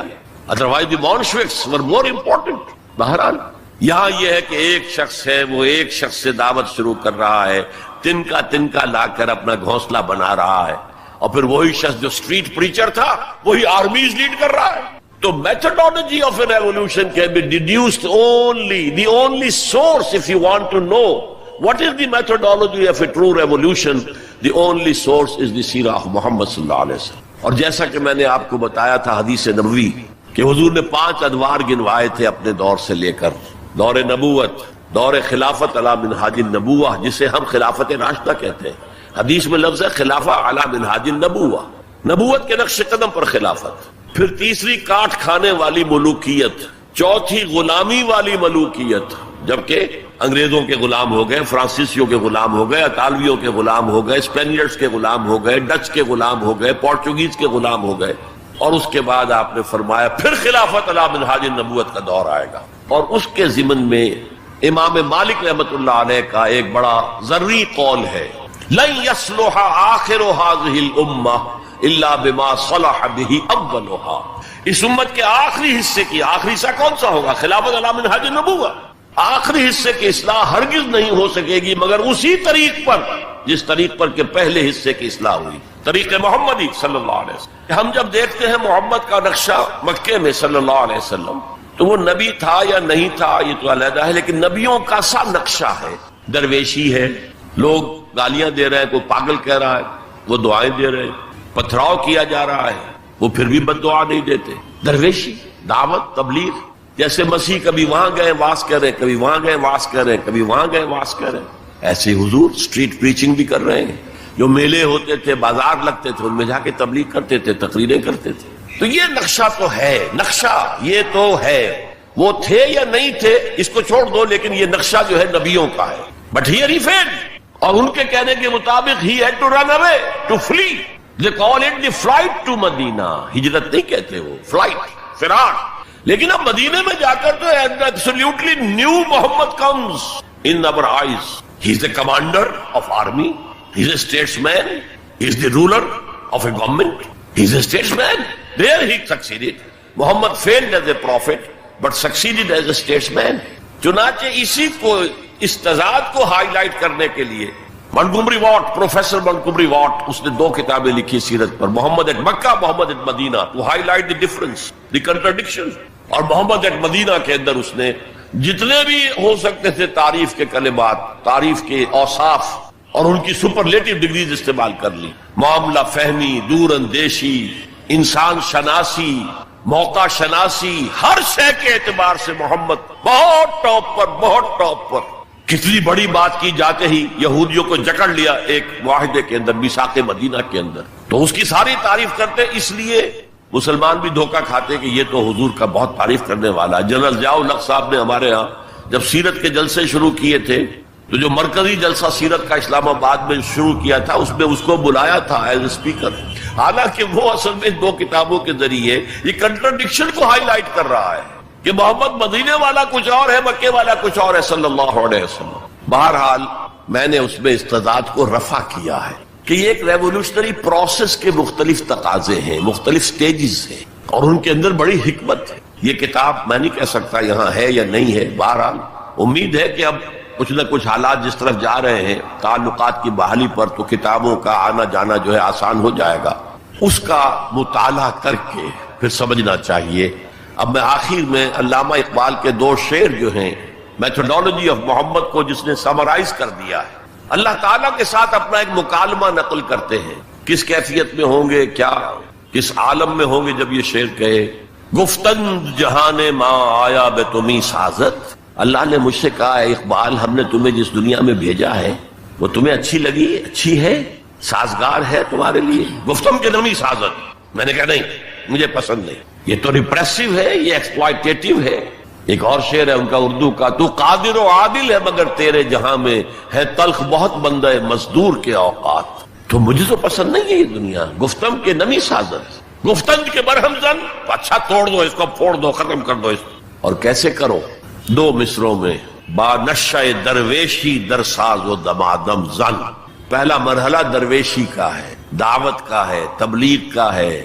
تمہیں جو کہا جائے، پاگل کہا جائے، مجنون کہا جائے، شاعر کہا جائے، ساحر کہا جائے، مسحور سنو اور برداشت کرو. برداشت. مار کھانی پڑتی ہے، کھاؤ. پتھراؤ ہوتا ہے، سہو اپنے جسم اثر پر. بانشہ درویشی در ساز و دمادم. بدھ مت کے بھکشو بن جاؤ، لیکن کیوں پختہ شوی، جب پختہ ہو جاؤ، تیار ہو جاؤ، معتدب تعداد میں لوگ تمہیں مل جائیں، وہ منظم ہو، وہ سم و تعات کی پابندی کرتے ہوں، وہ اپنے وجود پر اپنے گھر میں اسلام نافذ کر چکے ہوں. اگر یہ طاقت حاصل ہو جائے، جو پختہ شوی خود را بر سلطنت جم زن، تو اپنے آپ کو سلطنت جم کے ساتھ ٹکرا دو. یہ پروسیس ہے مدینے کا. پہلا مصرع ہے مکے کا، با نشہ درویشی در ساز و دمادم زن. کرو محنت، کرو محنت، درویشی کے ساتھ کیے جاؤ، کیے جاؤ. For 13 long years it was درویشی. صحابہ کو منع کر دیا گیا تھا، تم کوئی جواب نہیں دو گے. No retaliation, no raising of hands even in self defence. با نشہ درویشی در ساز و دمادم زن، چوں پختہ شوی خود را بر سلطنت جم زن. اب تمہیں اس اللہ کی حکومت قائم کرنی ہے. سلطنت جم سے ٹکرا جاؤ، توڑ پھوڑ دو. برہم زن، توڑ پھوڑ کر رکھ دو اس غلط نظام کو. یہ ہے طریق محمدی 2 مصروں کے اندر. تو میرے نزدیک مسلمان چاہے وہ مسلم اکثریت کے ممالک میں رہ رہے ہوں، لیکن وہاں اسلام کا نظام نہیں ہے. یونیورسل ہے اس وقت، سیکولرزم یونیورسل. اکانومی کا نظام، سود کا، بینک کا، یونیورسل. تہذیب وہ مخلوط تہذیب جس میں شرم، حیا، عفت، عصمت کے تصورات اب اڑ جائیں گے، ایویپوریٹ ہو جائیں گے، ختم ہو جائیں گے. یہ کوئی دن کی بات ہے. مرد ہوش مند اقبال نے کہا تھا غیرت نہ تجھ میں ہوگی نہ زن اوٹ چاہے گی. عورت کو اوٹ بھی درکار نہیں ہوگی کہ کہیں اوٹ میں ہو کر اس کے ساتھ جو ہے وہ زنا کیا جائے. کھلم کھلا بھی ہو تو کیا حرج ہے. یہ کوئی دن کی بات ہے. مرد ہوش مند غیرت نہ تجھ میں ہوگی نہ زن اوٹ چاہے. اور اس طرف جا رہا ہے. پورا پروگرام یونائٹڈ نیشنز آرگنائزیشن کی جنرل اسمبلی کے تحت ہوا ہے. پہلے کانفرنس ہوئی تھی قاہرہ میں، کائرو، پھر ہوئی بیجنگ. دونوں طرف سے ایشیا کو جکڑنے کے لیے کہ اس لیے کہ ابھی ایشیا میں اور خصوصاً مسلمان ممالک میں اور یقیناً ہندوستان میں بھی فیملی سٹرکچر ابھی مضبوط ہے، ابھی بزرگوں کا کچھ ادب ہے، لحاظ ہے، والدین کی خدمت ہے، ابھی شرم اور حیا کے کچھ اثرات ہیں، اگرچہ ہمارا ایلیٹ طبقہ جا چکا، مغربی رنگ کے اندر رنگا جا چکا ہے، لیکن یہ کہ ہیں، اور اس کو توڑنے کے لیے ادھر کائرو کانفرنس، ادھر بیجنگ کانفرنس، پھر Beijing +5 conference under the auspices of United Nations Organization, اور اس کا فیصلہ کیا ہے؟ Social engineering programme. اب اس پورے سوشل سٹرکچر کو توڑ کر ایک نیا سٹرکچر لانا ہے، عمارت کو گرا کر نئی عمارت بنانی ہے۔ گفت رومی ہر بنائے کوہنا کا باداں کنند، تو نہ دانی اولا تعمیر را ویرا کرند۔ گفت رومی نے کہا ہے کہ جو بھی کوئی بنائے کوہنا ہے، پرانا نظام ہے، اس کو اگر آپ تلپٹ کرنا چاہتے ہیں، کوئی اور نیا نظام لانا چاہتے ہیں، تو پہلے نظام کو گرانا پڑے گا، پہلی عمارت کو گرانا پڑے گا۔ تو یہ سوشل سٹرکچر جو ٹوٹ پھوٹ چکا ہے ویسٹ میں، اب وہ چاہتے ہیں کہ ایسٹ میں بھی ٹوٹ پھوٹ جائے۔ بہرحال ہمیں جو اصل موضوع تھا، مسلمان غیر اسلامی ریاست میں، مسلمان ایک داعی امت کا نام ہے، یہ قوم نہیں ہے، امت ہے، ہم مقصد لوگوں کا مجموعہ۔ وَلْتَكُن مِّنكُمْ أُمَّةٌ يَدْعُونَ إِلَى الْخَيْرِ وَيَأْمُرُونَ بِالْمَعْرُوفِ وَيَنْهَوْنَ عَنِ الْمُنكَرِ، داعی بن کر کھڑے ہوں، اور یہ دعوت ریولوشن اورینٹڈ ہونی چاہیے، نظام کو بدلنے کی تیاری کرنے والی دعوت، کہیں بھی ہو، مسلم مائنورٹی کنٹری میں ہو، مسلم میجورٹی کنٹری میں ہو، یہاں تک کہ چاہے اکیلا ہو کوئی شخص دنیا کے اندر کسی ملک میں، he has to do it، اگر وہ مسلمان ہے، بلکہ صحیح معنی میں اگر وہ بندہ مومن ہے۔ اقول قولی ھذا واستغفر اللہ لی ولکم ولسائر المسلمین والمسلمات۔ سوال و جواب کے سیشن کی طرف چل رہا ہوں۔ پہلا سوال محمد عادل ہیں۔ What are the rights of a non-Muslim in a Muslim state? Kindly explain the concept of jizya۔ یہ بڑا اچھا سوال ہے۔ میں مسلم اسٹیٹ کا تو نہیں کہتا، اس لیے کہ وہ تو آج کل اس سے سیکولر نظاموں پر چل رہے ہیں، ایکول سٹیزن شمار ہوتے ہیں، لیکن اسلامک اسٹیٹ میں یہ ہے کہ نان مسلم ول بی مائنورٹیز۔ جیسے میں نے کہا، یہاں مسلمانوں کو مائنورٹی اسٹیٹس اپنے لیے قبول کر لینا چاہیے، کیونکہ آپ نے ایک علیحدہ قوم ہونے کے مطالبے پر اور دعوے پر آپ نے، یہ تو ہندوؤں کے لیے تو بھارت ماتا اتنا ہی متبرک تھا جتنا کہ گو ماتا، آپ نے اس کے ٹکڑے کرا دیے، اور اس میں بڑا ہاتھ آپ لوگوں کا ہے، آپ کے آباء و اجداد کا ہے، ہندوستان کے رہنے والوں کا۔ مسلم لیگ کی قیادت بیسیکلی مائنورٹی پروونسز سے تھی۔ بہرحال ایک اسلامی ریاست میں غیر مسلم اگرچہ ایکول سٹیزن نہیں ہوگا، پروٹیکٹڈ مائنورٹی ہوگا۔ یہ پروٹیکشن جو ہے اسی کے لیے لفظ ذمہ ہے، ذمہ داری آپ بولتے ہیں اردو میں۔